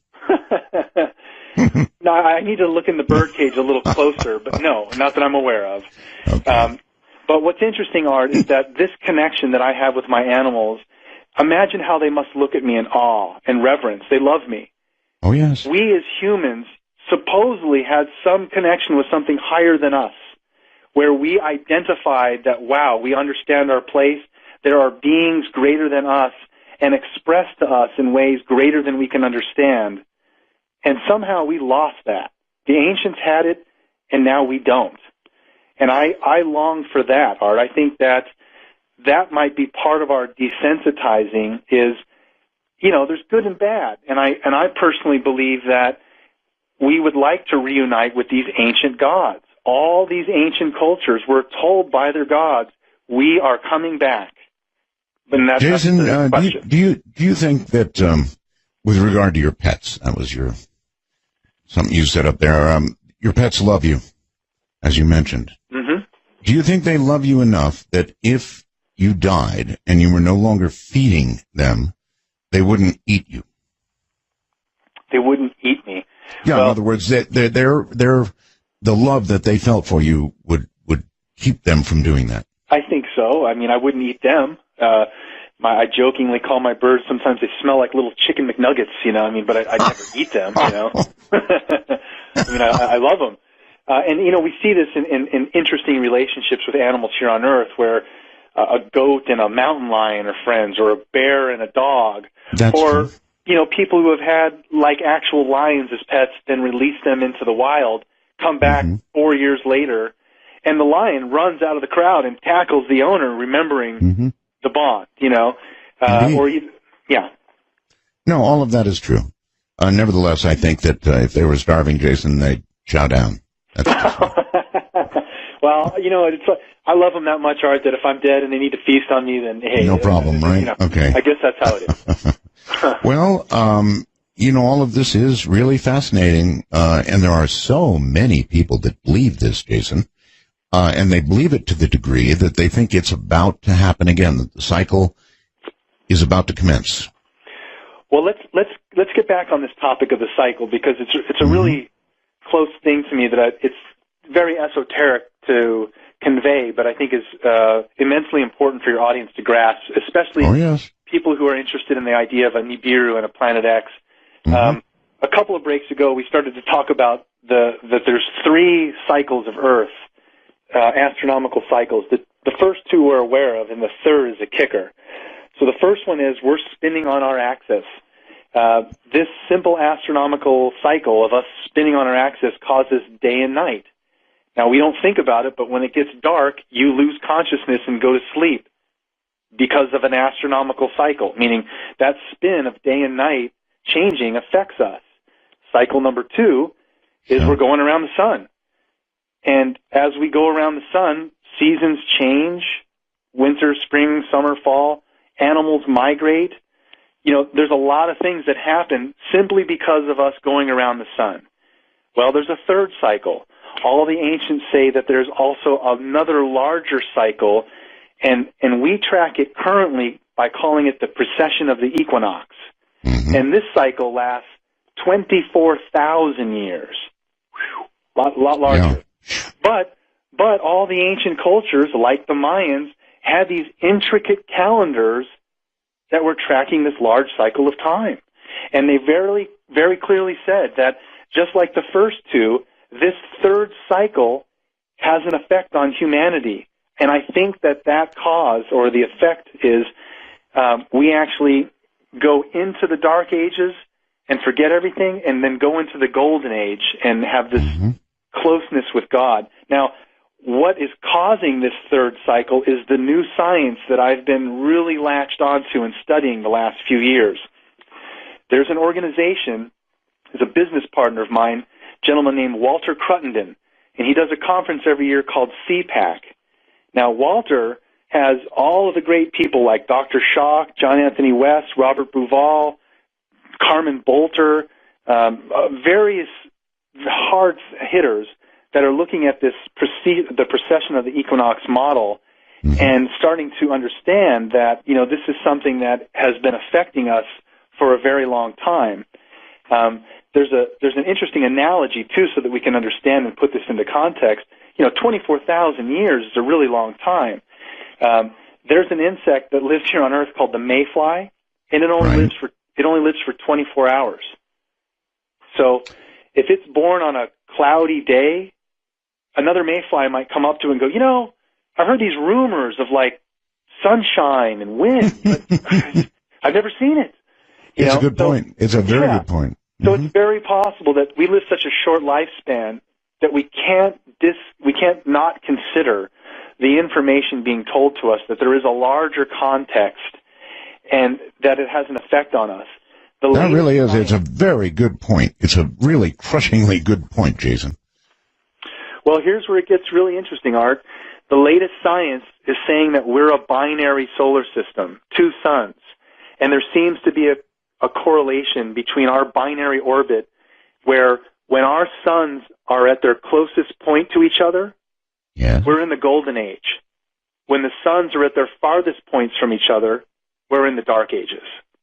And as this cycle repeats, we continue to learn a bunch of information and become very advanced to a point where in the golden age, we can actually, as a whole, some of the Vedic Indian texts explain that these yogis and things that go back tens of thousands of years, they explain that in the golden age, we can actually comprehend God. So we're about 9,000 years away from being in the golden age, but we're just coming out of the Bronze Age. And this cycle, even Plato tracked it. He called it the Great Year. It's a very interesting way to start to look at our history and understanding that there might be a cyclical pattern to our evolution. Where does God fit into this, Jason? Well, God is, that's a little bit higher level topic than, I would have any data.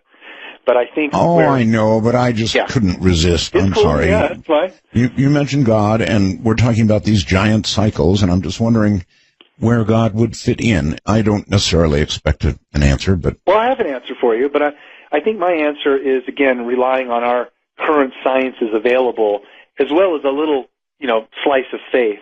I think that the gods and things that are referenced in our current Bible and various texts, most other cultures don't just speak of a god, they speak of gods, even the Hebrew Bible, gods. So I think what we're looking at is all these ancient cultures that we revere now, Egyptians, Mayans, Toltecs, Mesopotamia, they're all speaking of a time when they got to interact with what they considered to be godlike beings. We don't have any of that now, and so we only look at a level higher than what these beings probably were, to the actual one God. There is a wonderful Sumerian tale that explains the Anunnaki's view of God. And the Anunnaki themselves explain to the Sumerians, we believe in a one God, and we call it the Father of all creation. And I kind of like that. It's a nice phrase. I kind of like it, too. Well, we do have the Greys, maybe. What is your view, by the way, on that? Are we being currently visited, in your view? Yes, I strongly believe that. And when we look at the historical evidence of the Greys even being depicted with Sumerians, there's depictions of these beings that they called Ijiji that assisted the Anunnaki in medical experiments and flying their craft. And they pretty much look like a gray alien. If we were created in their image and after their likeness, I'm talking about the Sumerians and the Anunnaki, if the Anunnaki did have some genetic intervention with us and made us in their image and after their likeness, it's very possible they could have taken another Zeta Reticulan or some other type of race and cloned them or done some type of genetic offshoot, because throughout time we have these references of the Watchers or something that is overseeing us. Yeah. Yes. Mm-hmm. Fascinating. So you do believe they're here?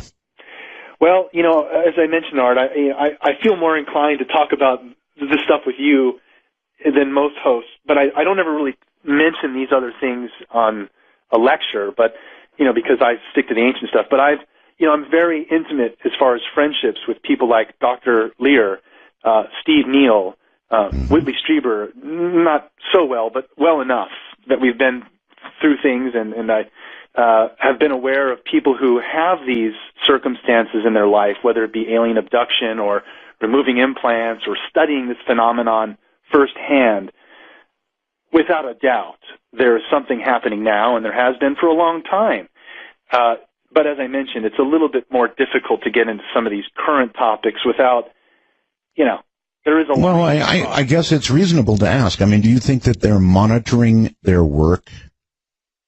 Sure. And that's the angle I kind of take, is that I definitely think that if the Anunnaki, from that hypothesis, did create us, then why wouldn't they also have, let's call it, a worker race that's helping them with their grand medical experiment? Every time someone's abducted, it has to do with reproductive fluids or genetic information, producing offspring and things that, it's all kind of in alignment with if they are helping the Anunnaki, that's all they kind of do is kind of check up on us and relay information, because they don't really show any emotions like the ancient gods did. Mm-hmm. All right, Jason, what I would like to do is this. I would like to tell my board op back in D.C. to go ahead and open up the phone lines right now. Great. We're not going to take calls just yet, but we are going to take calls, and I'll even take Skype calls for Jason Martell. This is all really, truly fascinating stuff, and I'd like an opportunity for you to be able to ask questions. Thank you. We have a phone number. It's a cool one. 855-REAL-UFO or 855-732-5836. And we'll begin taking questions from the audience after the break. Anything else that you really feel is important to get in before we do that? Well, as we progress in the show, I definitely want to come back to this topic of a binary orbit and explain some of the current research being done by the Binary Research Institute to start to look for evidence that we are actually in a binary orbit. And with two suns, right? Correct. Binary means two suns. Right. So should there not very soon now be some technological way to confirm that? Yes. All of our space satellites, all of our advances in being able to do extrasolar detection, we're putting a lot of focus on the star system Sirius, which is actually Sirius A and B. It's two suns. But it's very likely that there are planets orbiting those suns, and many of these ancient cultures here on Earth, like the Dogons in Africa, no connection to technology, no telescopes, accurately cite that as where the gods are coming from. There was something that I wanted to ask you about. After the continents moved, what evidence is there that all those thousands of years ago there was movement from continent to continent? Well, as far as trade routes and such, we have two ways to answer that. First, we have ancient maps that some of these go back into the 1400s all the way up into the 1800s, where there's again no conveyance of craft like a glider or a hot air balloon, and we have accurate topography of the North and South Pole, which means the landmass is accurately defined underneath a mile-thick ice. No ground-penetrating radar, no flight craft, but somehow we have these ancient maps that show our land continents correctly underneath a mile thick of ice. How did they get that information? And then there's the idea that, these continents have, at some point, were connected, because we see animals and species that have been on one continent and moved to another, as well as trade routes and things that over the thousands of years, we didn't think there was any transoceanic contact between these cultures, yet all the evidence is pointing to the fact that, yes, they were all somehow in a large global trade that we weren't aware of until now. Okay, good enough. I'll hold it right where you are. So, Jason, if you're ready, I sense that they are. Let's see what we get. Okay. You're on the air from California, Margie, with Jason. Hey, hi, Art. I'm the negative lady again. And, that's okay. Anyway, I'm finding your show so interesting tonight. I was wondering, I read like the Torah or the 5 books of Moses, and a lot of things in that talk of the Nephilim, and that the Anakites are part of the Nephilim, and they ate, supposedly, as it says, and all the people they saw were of great size, and we look like grasshoppers to ourselves, and so we must have looked to them. But also, one of the things when they had sent scouts ahead when they were out in the desert, 12 tribes, the country that we traversed and scouted is one that devours its settlers. So, even in the Torah, or I don't know if that's even mentioned in the Old Testament, I was lucky enough to speak with a savant who was able to tell me, and so point blank, that the record number of things that were repeated in the Bible, blood was 447 times, chosen was 123, and the word seed was 280. It's just interesting that there's so many little clues, and I'm wondering whether the Nephilim would be coming in on the Nibiru or the All right, that's certainly a fair question. We'll take that. Jason? Well, I appreciate the call, and wow, I'm not sure if that's the Margie I know, but I do know someone named Margie in California closely, and that was a very interesting piece of information. Is the Marjorie you know normally negative? No. This one is. Okay, well. Anyway, go ahead. The Nephilim coming in on Nibiru, so the word Nephilim, the fallen ones, again, we're starting to talk about more recent descriptions, which I think, here's how I would answer it. We see an overriding theme that comes out of the Sumerian Anunnaki, the number 12. Nibiru is the 12th planet, Anunnaki coming from the 12th planet in our solar system. Well, if we think about, there's the 12 Greek Olympians, the 12 tribes of Jesus, the 12 tribes of Israel, the 12 disciples of Jesus, 12 hours in a day, 12 months in a year, 12 inches in a foot. All of these references to 12 actually stem from Sumer, originally saying that their gods came from the 12th planet and created, again, based on astronomical movements, all of the things that we use today around time and measurement. So her question was, are they going to be coming with the planet? Well, I don't know. All I can say is that all the references we have for the idea of, 12 gods in this system, it's very possible that Nibiru, again, was kind of the core story of all of these references to 12 in our biblical tales of the 12 disciples of Jesus or the 12 tribes of Israel, 12 Greek Olympians. So yes, there could be some correlation to the idea that the word Nephilim is referring to, again, these ancient gods, the Anunnaki. All right. Mark in Pennsylvania. Hello. Art? Yes, sir. Sidonian Roswells. Thank you. Jason? Yes. This is your old friend, Mark the Webmaster. Yes. Hey, Mark, the face on Mars, the second face on Mars, the man who brought that to life. That's correct. As well as, you might recall, the two dolphins, which get very little coverage, but yes, just Google that, the two dolphins at Sidonia, you will find it's just like there are two faces, there are two dolphins. These are not a case of pareidolia or any other made-up term that Michael Shermer of Skeptical Society might want to come up with. They are real, and they're part of something that, again, still needs to be brought out further, like you said. Now, I wanted to bring up, you guys have gone a little bit into the DNA and the genetics earlier, but left it kind of light on that. I really wanted to direct people and ask them to research chromosome 2.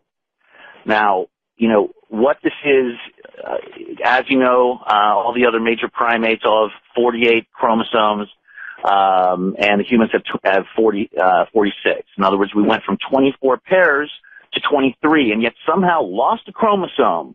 Gosh, how does that happen? Well, what's been discovered, fitting right on, as you know, I am a Sitchinite, and I take his work to heart and consider him to be a genius on the level of Einstein, and later on, hopefully he'll be recognized as such. All of his work from the past leading up to now, from rogue planets that the Sumerians talked about before anybody had any sense of anything like that, now we know that there are billions of them flying or whizzing around each galaxy. So leading up from that oldest information to now, the chromosome 2 situation is the following. Somehow, even though there's never been another mammalian fusion of two chromosomes where it was based at the telomeres, somehow someone flipped over the third primate chromosome, fused it to the second primate chromosome, and that's why humans only have 23, not 24. And at the same time, a huge amount of DNA and genetic information seems to have appeared together at that same time. Scientists will say, oh, well, maybe when that fusion happened, some sort of the DNA from some bug got in there somehow. Okay? All of this fits specifically and precisely in with the work of Zecharia Sitchin and the creation of humans by jump-starting evolution, taking that Homo erectus, something along those lines, and flipping over, fusing the genes together and inserting their own. There is still a little bit of an open question of what was that required for. We can't be absolutely Chromosome 2. Chromosome 2, and if everybody just dives into that further, I think all of our answers ultimately. I one time was riding in the subway through Bethesda, Maryland, and I happened to see a gaggle of about 20 of these guys working from the NIH and the genetics department, and I questioned them about this, and they went stone-faced when I confronted them with it. So, again, there's a lot of questions still out there, but I think all of Sitchin's work will ultimately be recognized as correct, on the large, the overall value of it. And chromosome 2, I think, is where we're all going to be able to find out exactly what went on when humans were created. And again, this goes back to the lady earlier that was talking about the Torah and what have you. The Sumerian creation tablets are a much more detailed version of the book of Genesis, the first book of the Torah, the first scroll. You can see, like you referenced before, MJ12. I actually don't take that as a joke. I actually personally think that was sort of a little bit of a tongue. Who knows? Yeah. When they set up the control group for the UFO phenomenon, I think they very well, definitely by then, had that sort of access to some of the old information that the 12 Anunnaki pass between Mars and Jupiter every 3,600 years. And again, for the people that were wondering how does that work, when you have a 3,600-year orbit that takes it 10 times out further than Pluto, and before it comes back from below the ecliptic and then comes back from beneath and passes through the asteroid belt, clearing out those spaces like you mentioned, when that planet is out there, it's not receiving really any energy from the sun. So it's likely that Nibiru is an internally heated planet, that the gold that they sought after to create the monoatomic golden sphere around their home planet was something that they could only achieve from another, an Earth-like planet where they could go and mine for the gold, which is why it specifically said they came here. And that's why they then ultimately, after there was the mutiny, and then Harsag and her half-brothers Enlil and Enki, dealing with this mutiny, decided to jumpstart evolution. And that's why they created the easily hypnotizable, gold-lusting after slave worker that we appear to have been, and ultimately both a worker/worshiper, which is why we brought the burnt offerings of the Hebrew Bible. That's just bringing cooked food to the Anunnaki beings. Which, by the way, all right, caller, we're kind of short on time, so I'll just leave it at the question of Jason. I hope you'll look further in the chromosome 2, and if you can explore that further, I think that's got a lot of the answers that you might be searching for, and I hope you'll address that either tonight or in future shows. Thanks for your enthusiasm, Mark. Probably have to be future shows, I would imagine. That's something you've got to look into. Very interesting, though. Very, very interesting. Obviously, a lot of people put a lot of stock in this. Ohio brings Jeff. Hi, Jeff. Let's see. Did I? No, I didn't. Jeff, go ahead. Hello, Jeff. Yes, sir. It's a pleasure talking to you. All right. You're not real easy. You don't have a very good connection, so go ahead. Well, I just have one question. We're always exploring, like the moon going up. I don't know the answer to this. Maybe I do. Do we ever explore behind us? I'm sorry, again, please? Do we explore behind us, behind the Earth? Like we're standing on the moon, looking at the Earth, the space behind the Earth. Do we explore that? Well, I think I understand what he's saying. The best answer I could probably give for the caller there is, as an example, let's say the dark side of the moon. There are areas within our solar system that are not completely visible to us, even with our telescopes. And so if I understood the caller, hopefully, as an answer, I would say places like the dark side of the moon actually contain a whole slew of theories that come out that there's actually a civilization currently on the moon, on the dark side, that when we landed there, we were told, hey, you're not really, we don't really want you here. And even some of our astronauts is being quoted, why do you send us here in tricycles when the military is here in a Ferrari? Actually, yes, I heard that very recently, that we were warned off the moon. Yeah, so, who knows? And that's obviously a whole show in itself, exploring that topic, but I do find it fascinating. So do I. David, you're on the air on Skype. Hello. Well, yeah, thank you very much. It sounds really good. Well, as well as to you, Area 51's. Good to hear your voice. I really believe that we are an expanding Earth, and I know that the fellow who came up with that proposition died, but his proposition was not only was the Earth expanding, but the whole universe is expanding. Mm-hmm. Our solar system is, and the time frame between cycles, between the visit of NIBIRU, I believe is actually shortening. And I don't believe that we have 9,000 years. We're closer. Why do you think it's shortening? Because of the expansion? Well, you had that notion yourself with the quickening. We seem to see that we're advancing towards another ice age pretty quick. And we just got out of the last one. And that hadn't happened before, so I'm just suspecting. Mm-hmm. Sir, please continue. No, actually, I'd like to have your opinion on it. Okay, so one quick clarification I would like to make is that Nibiru's coming back does not coincide with our ascension into the Golden Age, which will take place around 9,000 years from now.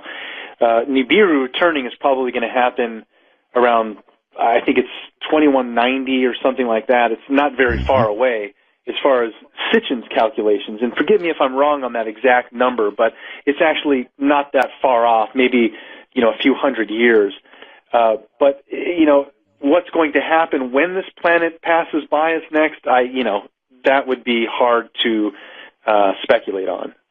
Okay. Louisiana and John. Hi, John. Hi, Art. Hello? Yes, go ahead. Yeah, hi. Recent listener, first-time caller, really enjoy your show.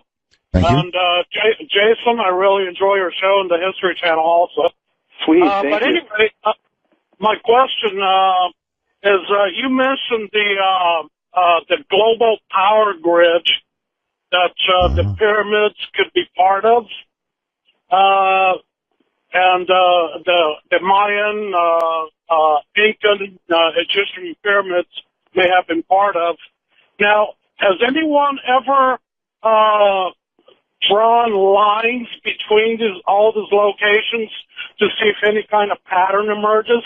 And could there be other places that haven't been found yet? Let's say, for example, could the Bermuda Triangle be kind of a focal point for that power grid? Okay. Well, it's a great question. Answer it like this.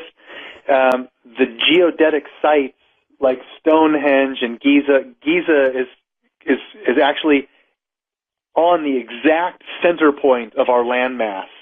And so many of these other sites, again, are at specific geodetic locations where it is possible that there was some type of an energy or something that they were utilizing, a world energy grid, to tap into this type of power. He asked about lines, whether... Right. The other thing to at least say there is that there is a term called ley lines, and it seems that, yes, many of these megalithic sites do fall on these ley lines, these energy, signatures that, again, we don't really understand how this functions or if there's enough energy now even to detect it. But the theory is that at some point in our past, these were all charged sites that somehow transferred energy between them. Boy, it really sounds like a lot of what you're saying is falling in line with some of what Richard Hoagland talks about when he talks about he is, well, when he talks about everything, actually, a lot of what you're saying fits. 3.14, I know. Well, it does. Let's see. Texas brings John. Hi, John. Hello, Art. The Sirius is really cool. I just stopped the broadcast so I can listen to myself later. Speaking of chromosomes, my question is, are we still slaves? I mean, I guess Anunnaki came here and enslaved us, or one of the brothers apparently enslaved us. Nothing but a bunch of gold diggers. Right. And so I saw with a friend a UFO when I was young, and that wasn't a problem. And then when I got a little bit older, both of my sisters on separate occasions showed me UFOs. One out of my older sister's bedroom window at night behind the curtains. They were flying around the house, and I said, what are they here for? Or what are they doing? She said, well, they're here to protect us. The next one was my younger sister out of my bedroom window at night.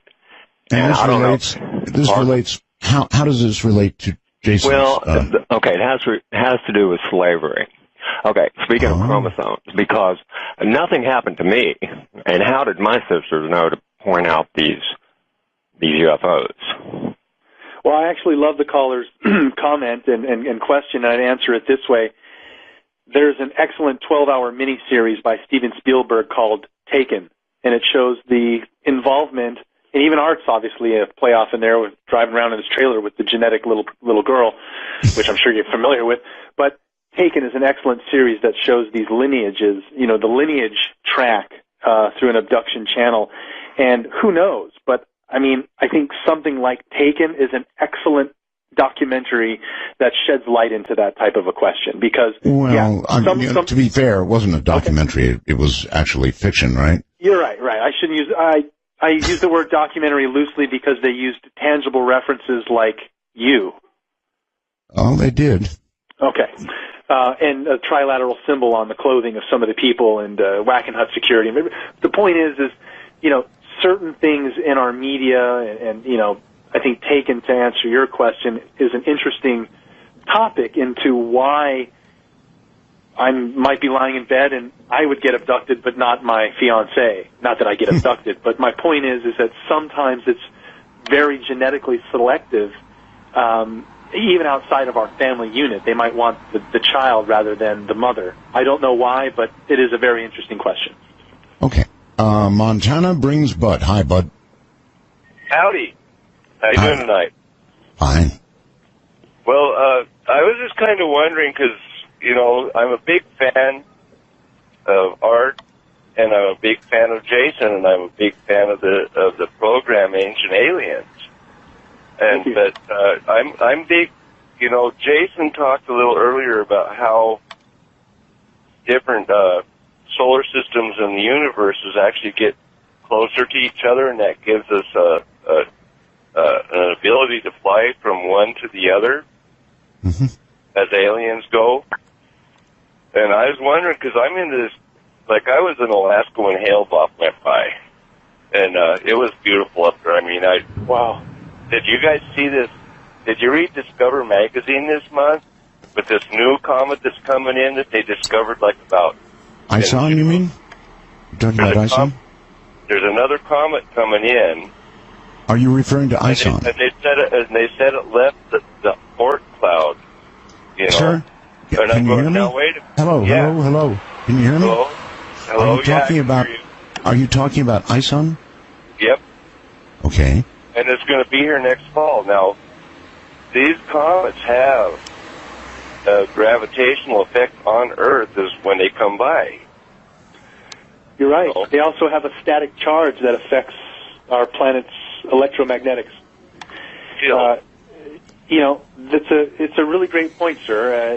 These things, have been cited many times where I'm not scared. I don't think anything's going to happen, but I do think it's interesting that now we're starting to pay attention.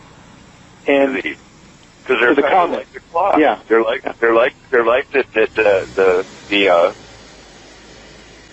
Did I lose you? No. Please continue. They're like that device that they found in the sea out there that was so precise And our universe and our solar system is just like that.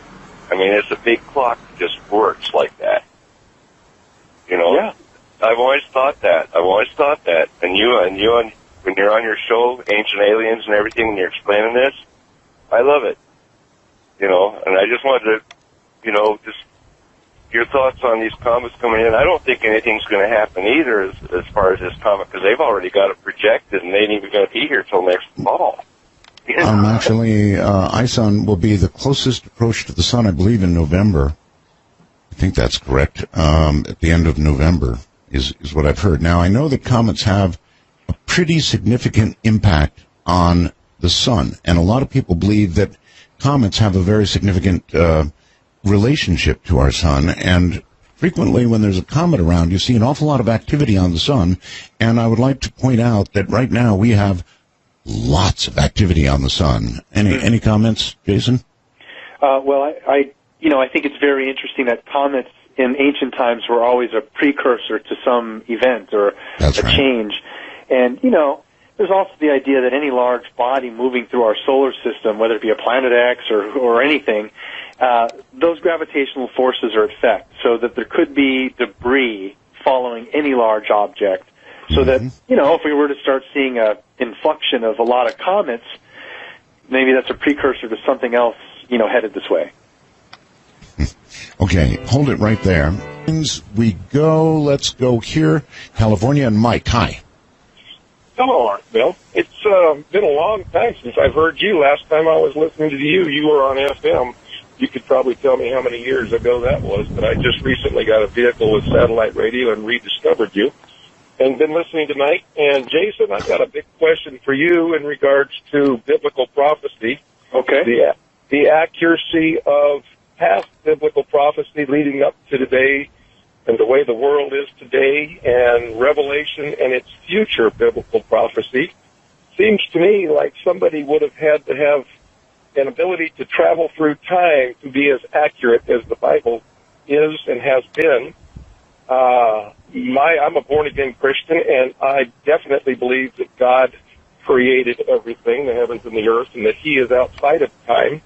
And there you go, Jason. He caused this Bible to be written for us, basic instruction before leaving Earth.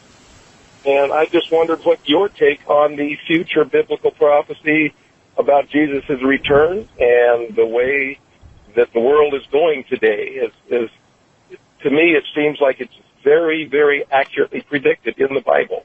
Yeah. And I'll let you answer that, and I'll listen on the air. Thank you.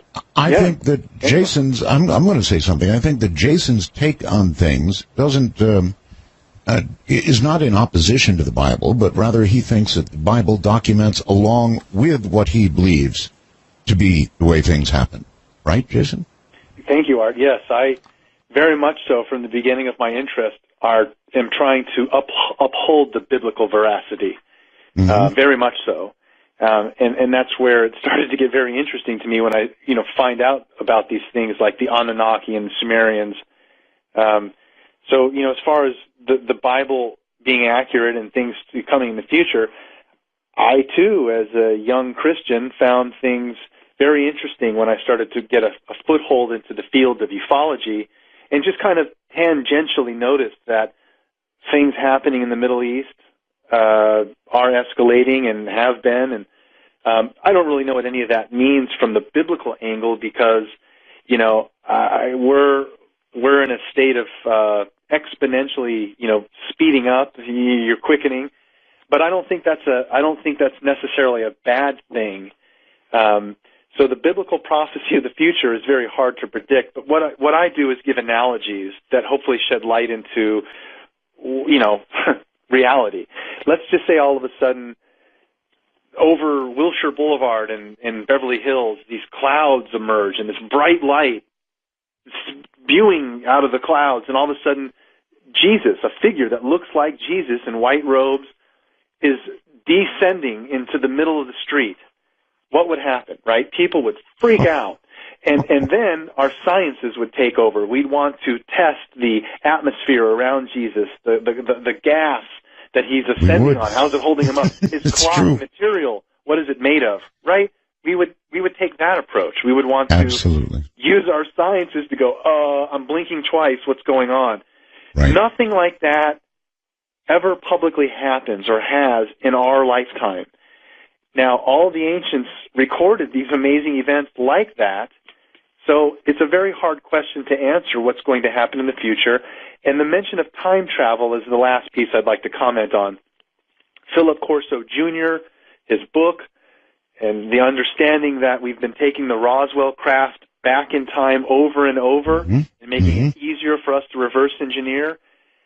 It's a whole other topic that we couldn't even cover tonight, but I'm a firm believer in the idea that we must be using some type of time travel. There's never been an alien invasion. There's never been a nuclear weapon detonated. And I don't think there will be if we had the ability to foresee these events and then change the parameters so that they don't come to light. Okay, so you think time travel is a reality and in use constantly? I unfortunately do, but I don't fully comprehend it. Yeah. On Skype, Jim, you're on the air. Hi, Art. Hi. There's a little bit of delay, so my timing's a little bit off. Well, just turn your radio off and not to worry. You got it. Yeah. I have been noticing many discussions over the last 20 years about Sichens and the Anunnaki, and one of the things that really intrigues me is the possibility. There's a quotation: the Anuna, the gods, whom An conceived in the sky. And, I've always conceived of a visiting civilization, inhabiting a planet or a really huge, orbiting object of some sort. And I wonder how much thought the gentlemen have put into that concept of visiting gods on a planetary object. Quite a bit, apparently. Jason? Right. Well, if I understood the question, the idea that we've had gods visiting us and they're coming from, a spaceship/planet. Nibiru has been in question ever since the idea that there is a Nibiru, a planet that we potentially have ancient gods that live on. Is Nibiru a spaceship? Is it a planet? All the evidence points to the fact that it's an actual planet based on the descriptions by the Anunnaki given directly to a human being and written down. Nibiru is a very mountainous planet. It has very high mountain peaks and very low oceans. How do we know this? Well, we don't. We only have the descriptions of what the Anunnaki told the Sumerian scribe with a priest present, and they wrote it down as sacred information. Okay. So Nibiru is a mountainous planet, low water levels, and has a certain type of a glow to it. And the Anunnaki themselves are said to have had a glow. That's why we see a halo around these angels and beings from the heavens, is because they literally glowed to a certain degree. It's kind of like you are what you eat, and coming from a glowing planet, they maintain that phosphorescence naturally.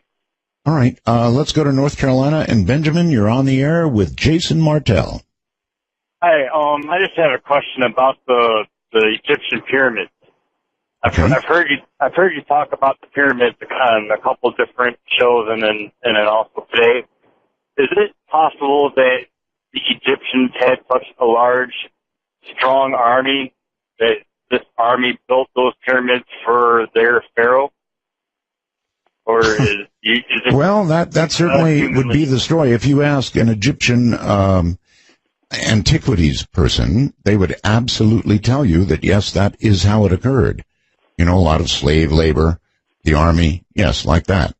But if you talk to engineers and you talk to scientists, they will talk about the impossibility of, and frankly, in modern times, they've tried to duplicate the pyramids with no luck at all. They'd have to move like a stone every 2 minutes or something, 24 hours a day, not even counting the 7,000 tons of several, trilithiton blocks that are put into place. Right. Does that help you? I guess.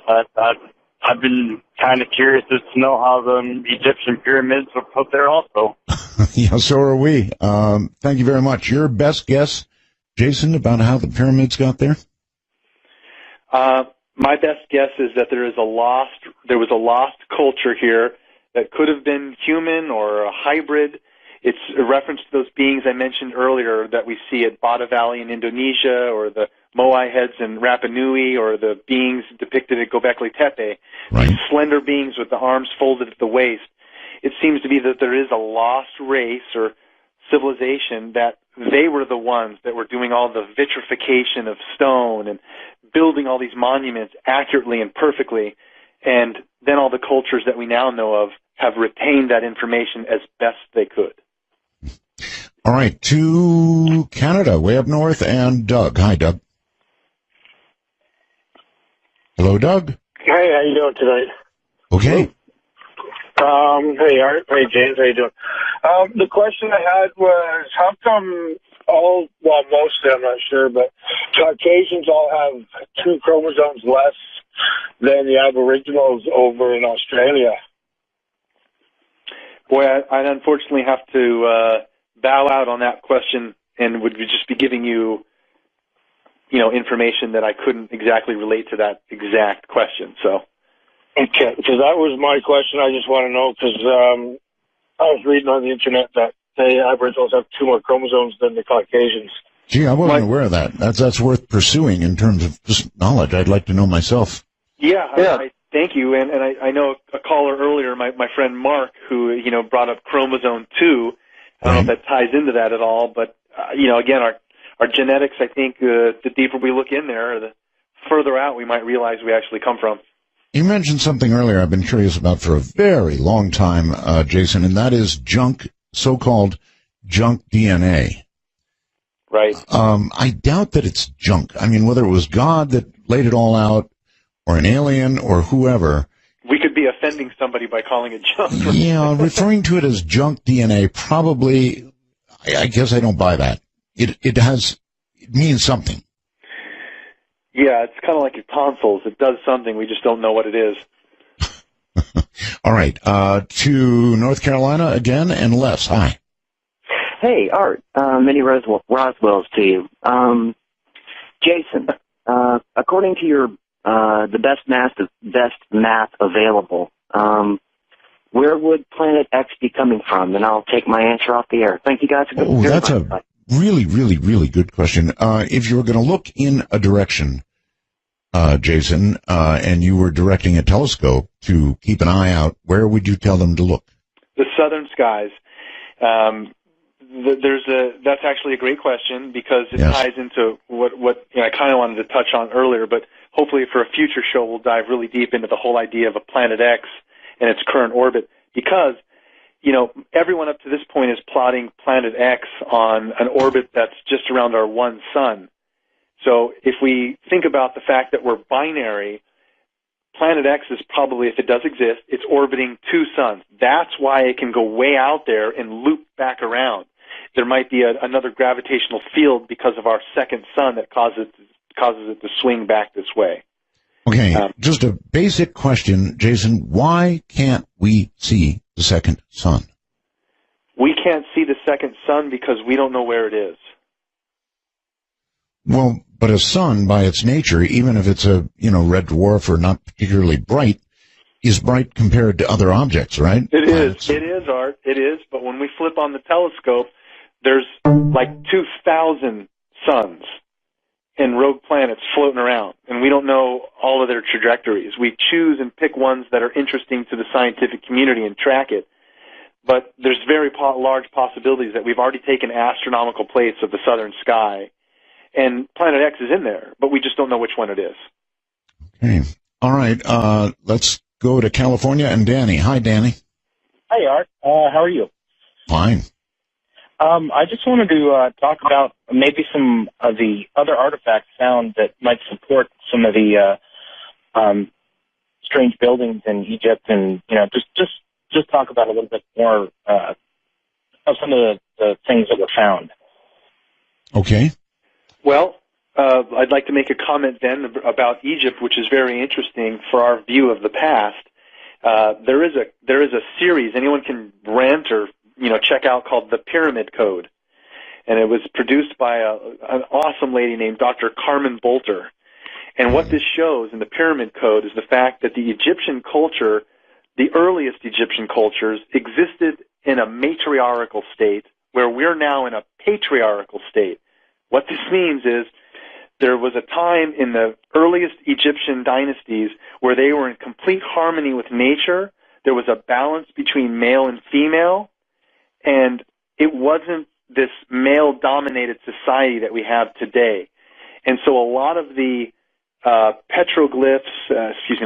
lot of the hieroglyphics and various scenes depicting ancient Egypt in the early dynasties are not viewed correctly through our current patriarchal male-dominated state.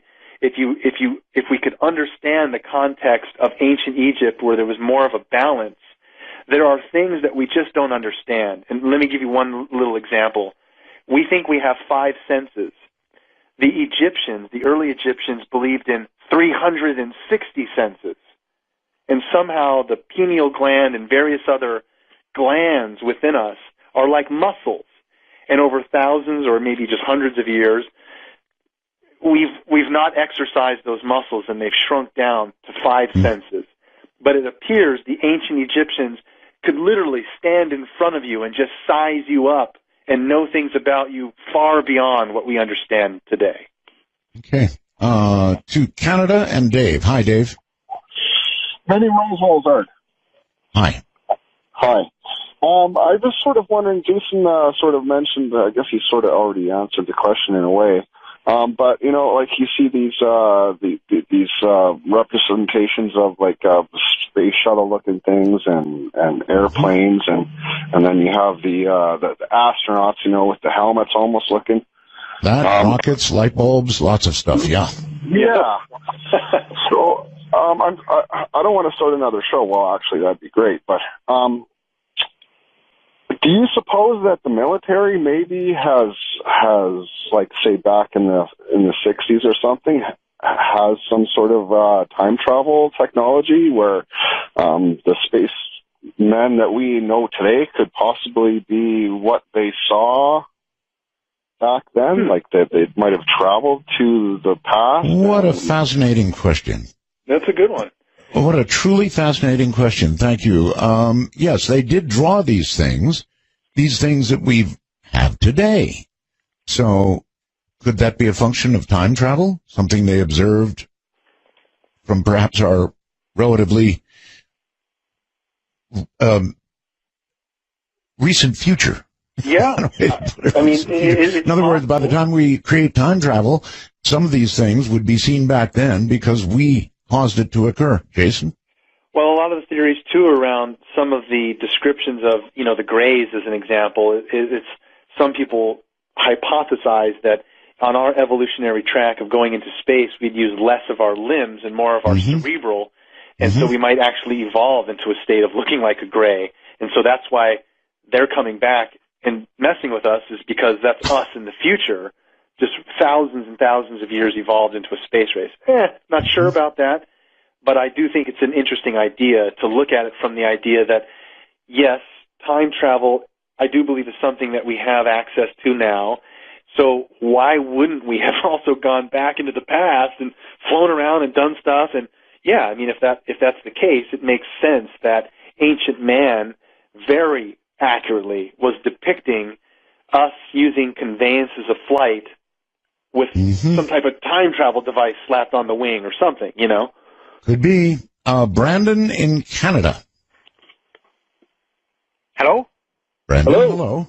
Okay, I never heard you say my name. I was listening about your talk in the Bible, and are you aware that the Bible talks about in Revelations the asteroids, the asteroids that are going to be the weight of a man coming down, the powers of the heavens being shaken numerous times in the New Testament, frightful sights in the heavens, another flood coming.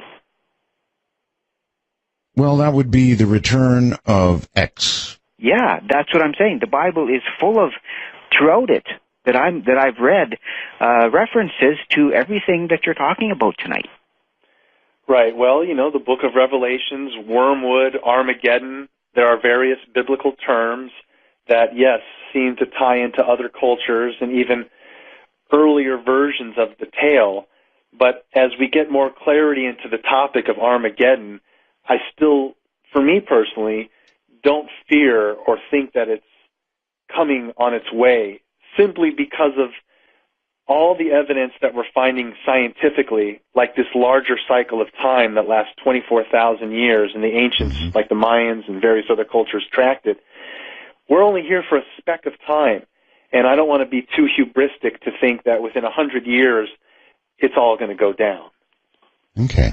Illinois, Lauren, hello. Hey, how's it going, Art? Fine. I was wondering if Jason thought ISON and Planet X had some sort of connection. ISON and Planet X?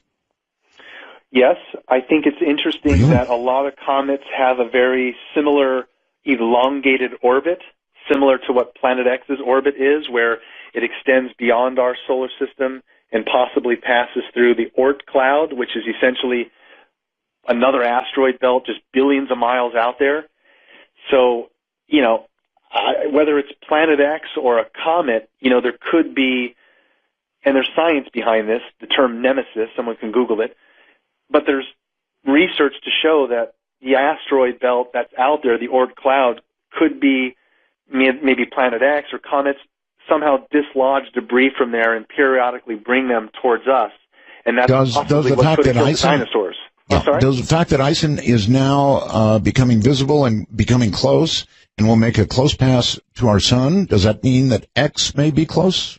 I think if we see an influx of more solar activity of objects and debris coming into the inner solar system, yes, I think that should raise a concern.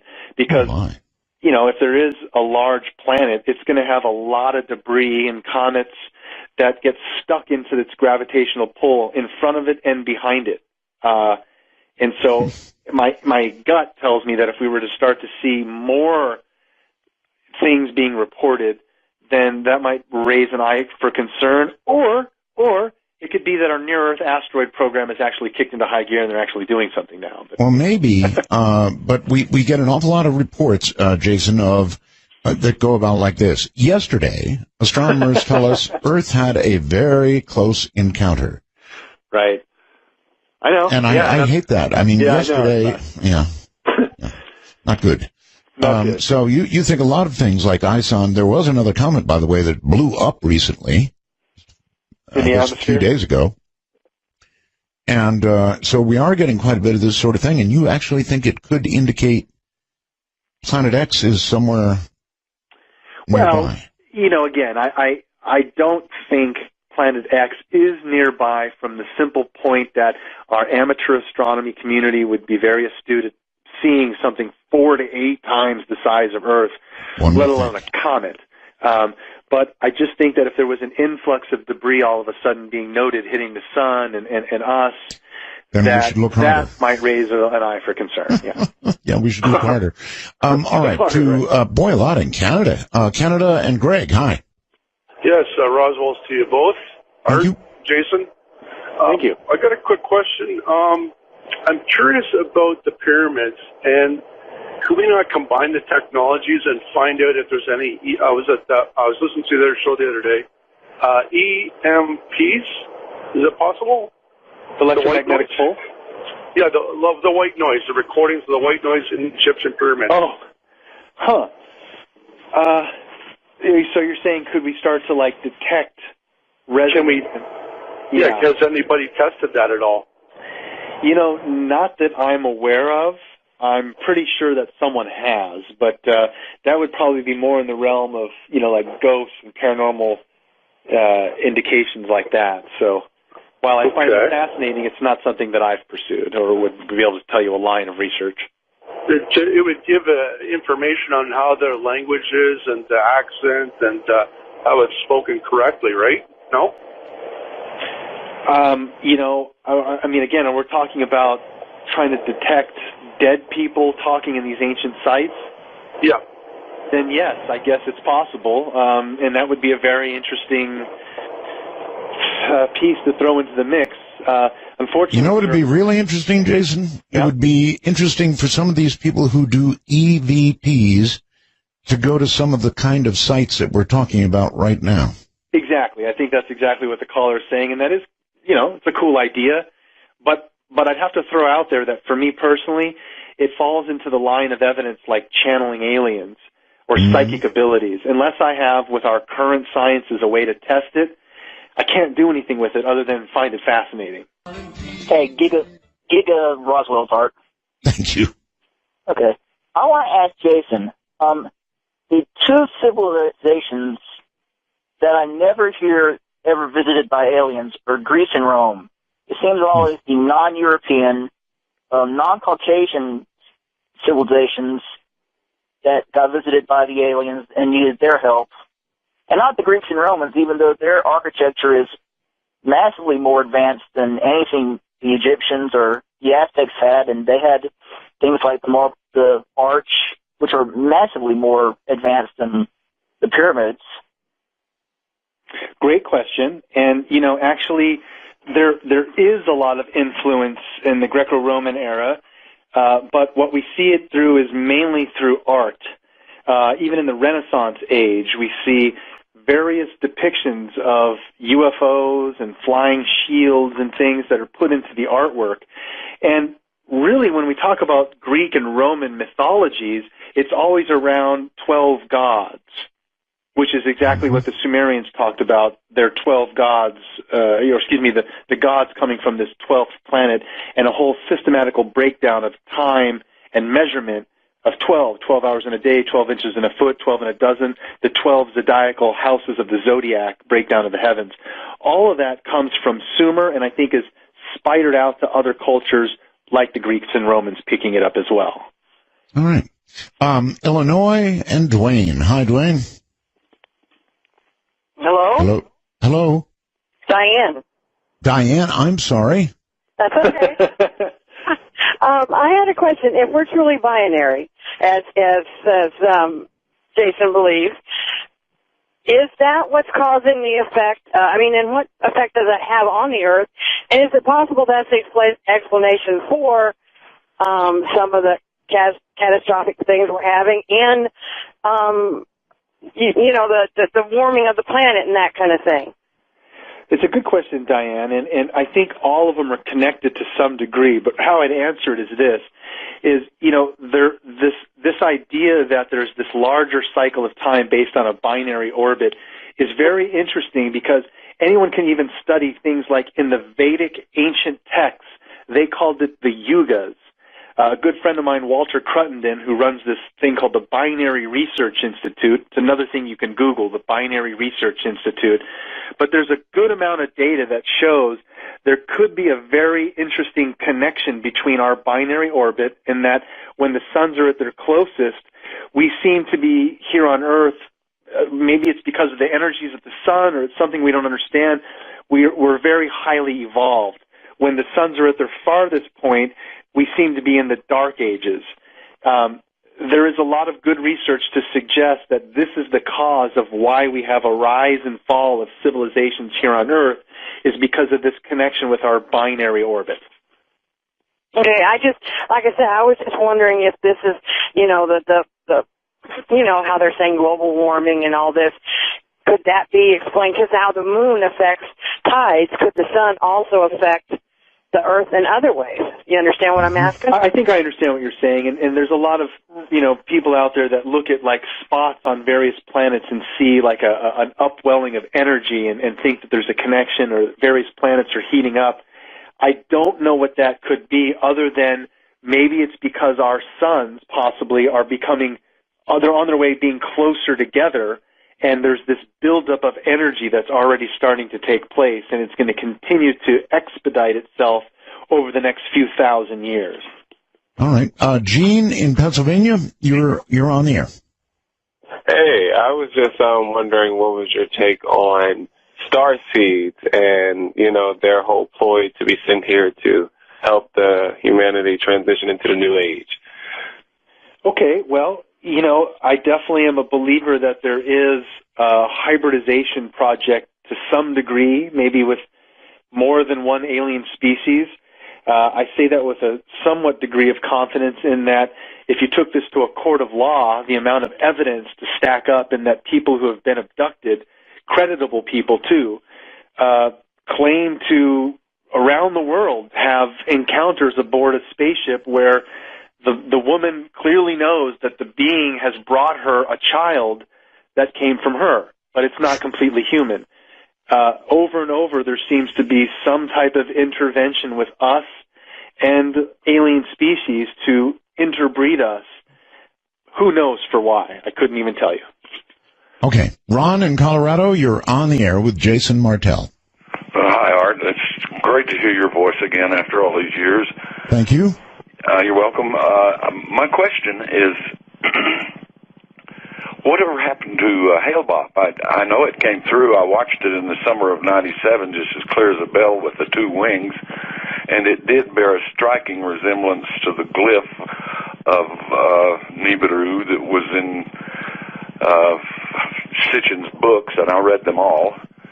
And I just wondered whatever happened to that planet. Where did it go? I mean, we should have seen it on its return. Yeah, the comet. We should have seen it on its return.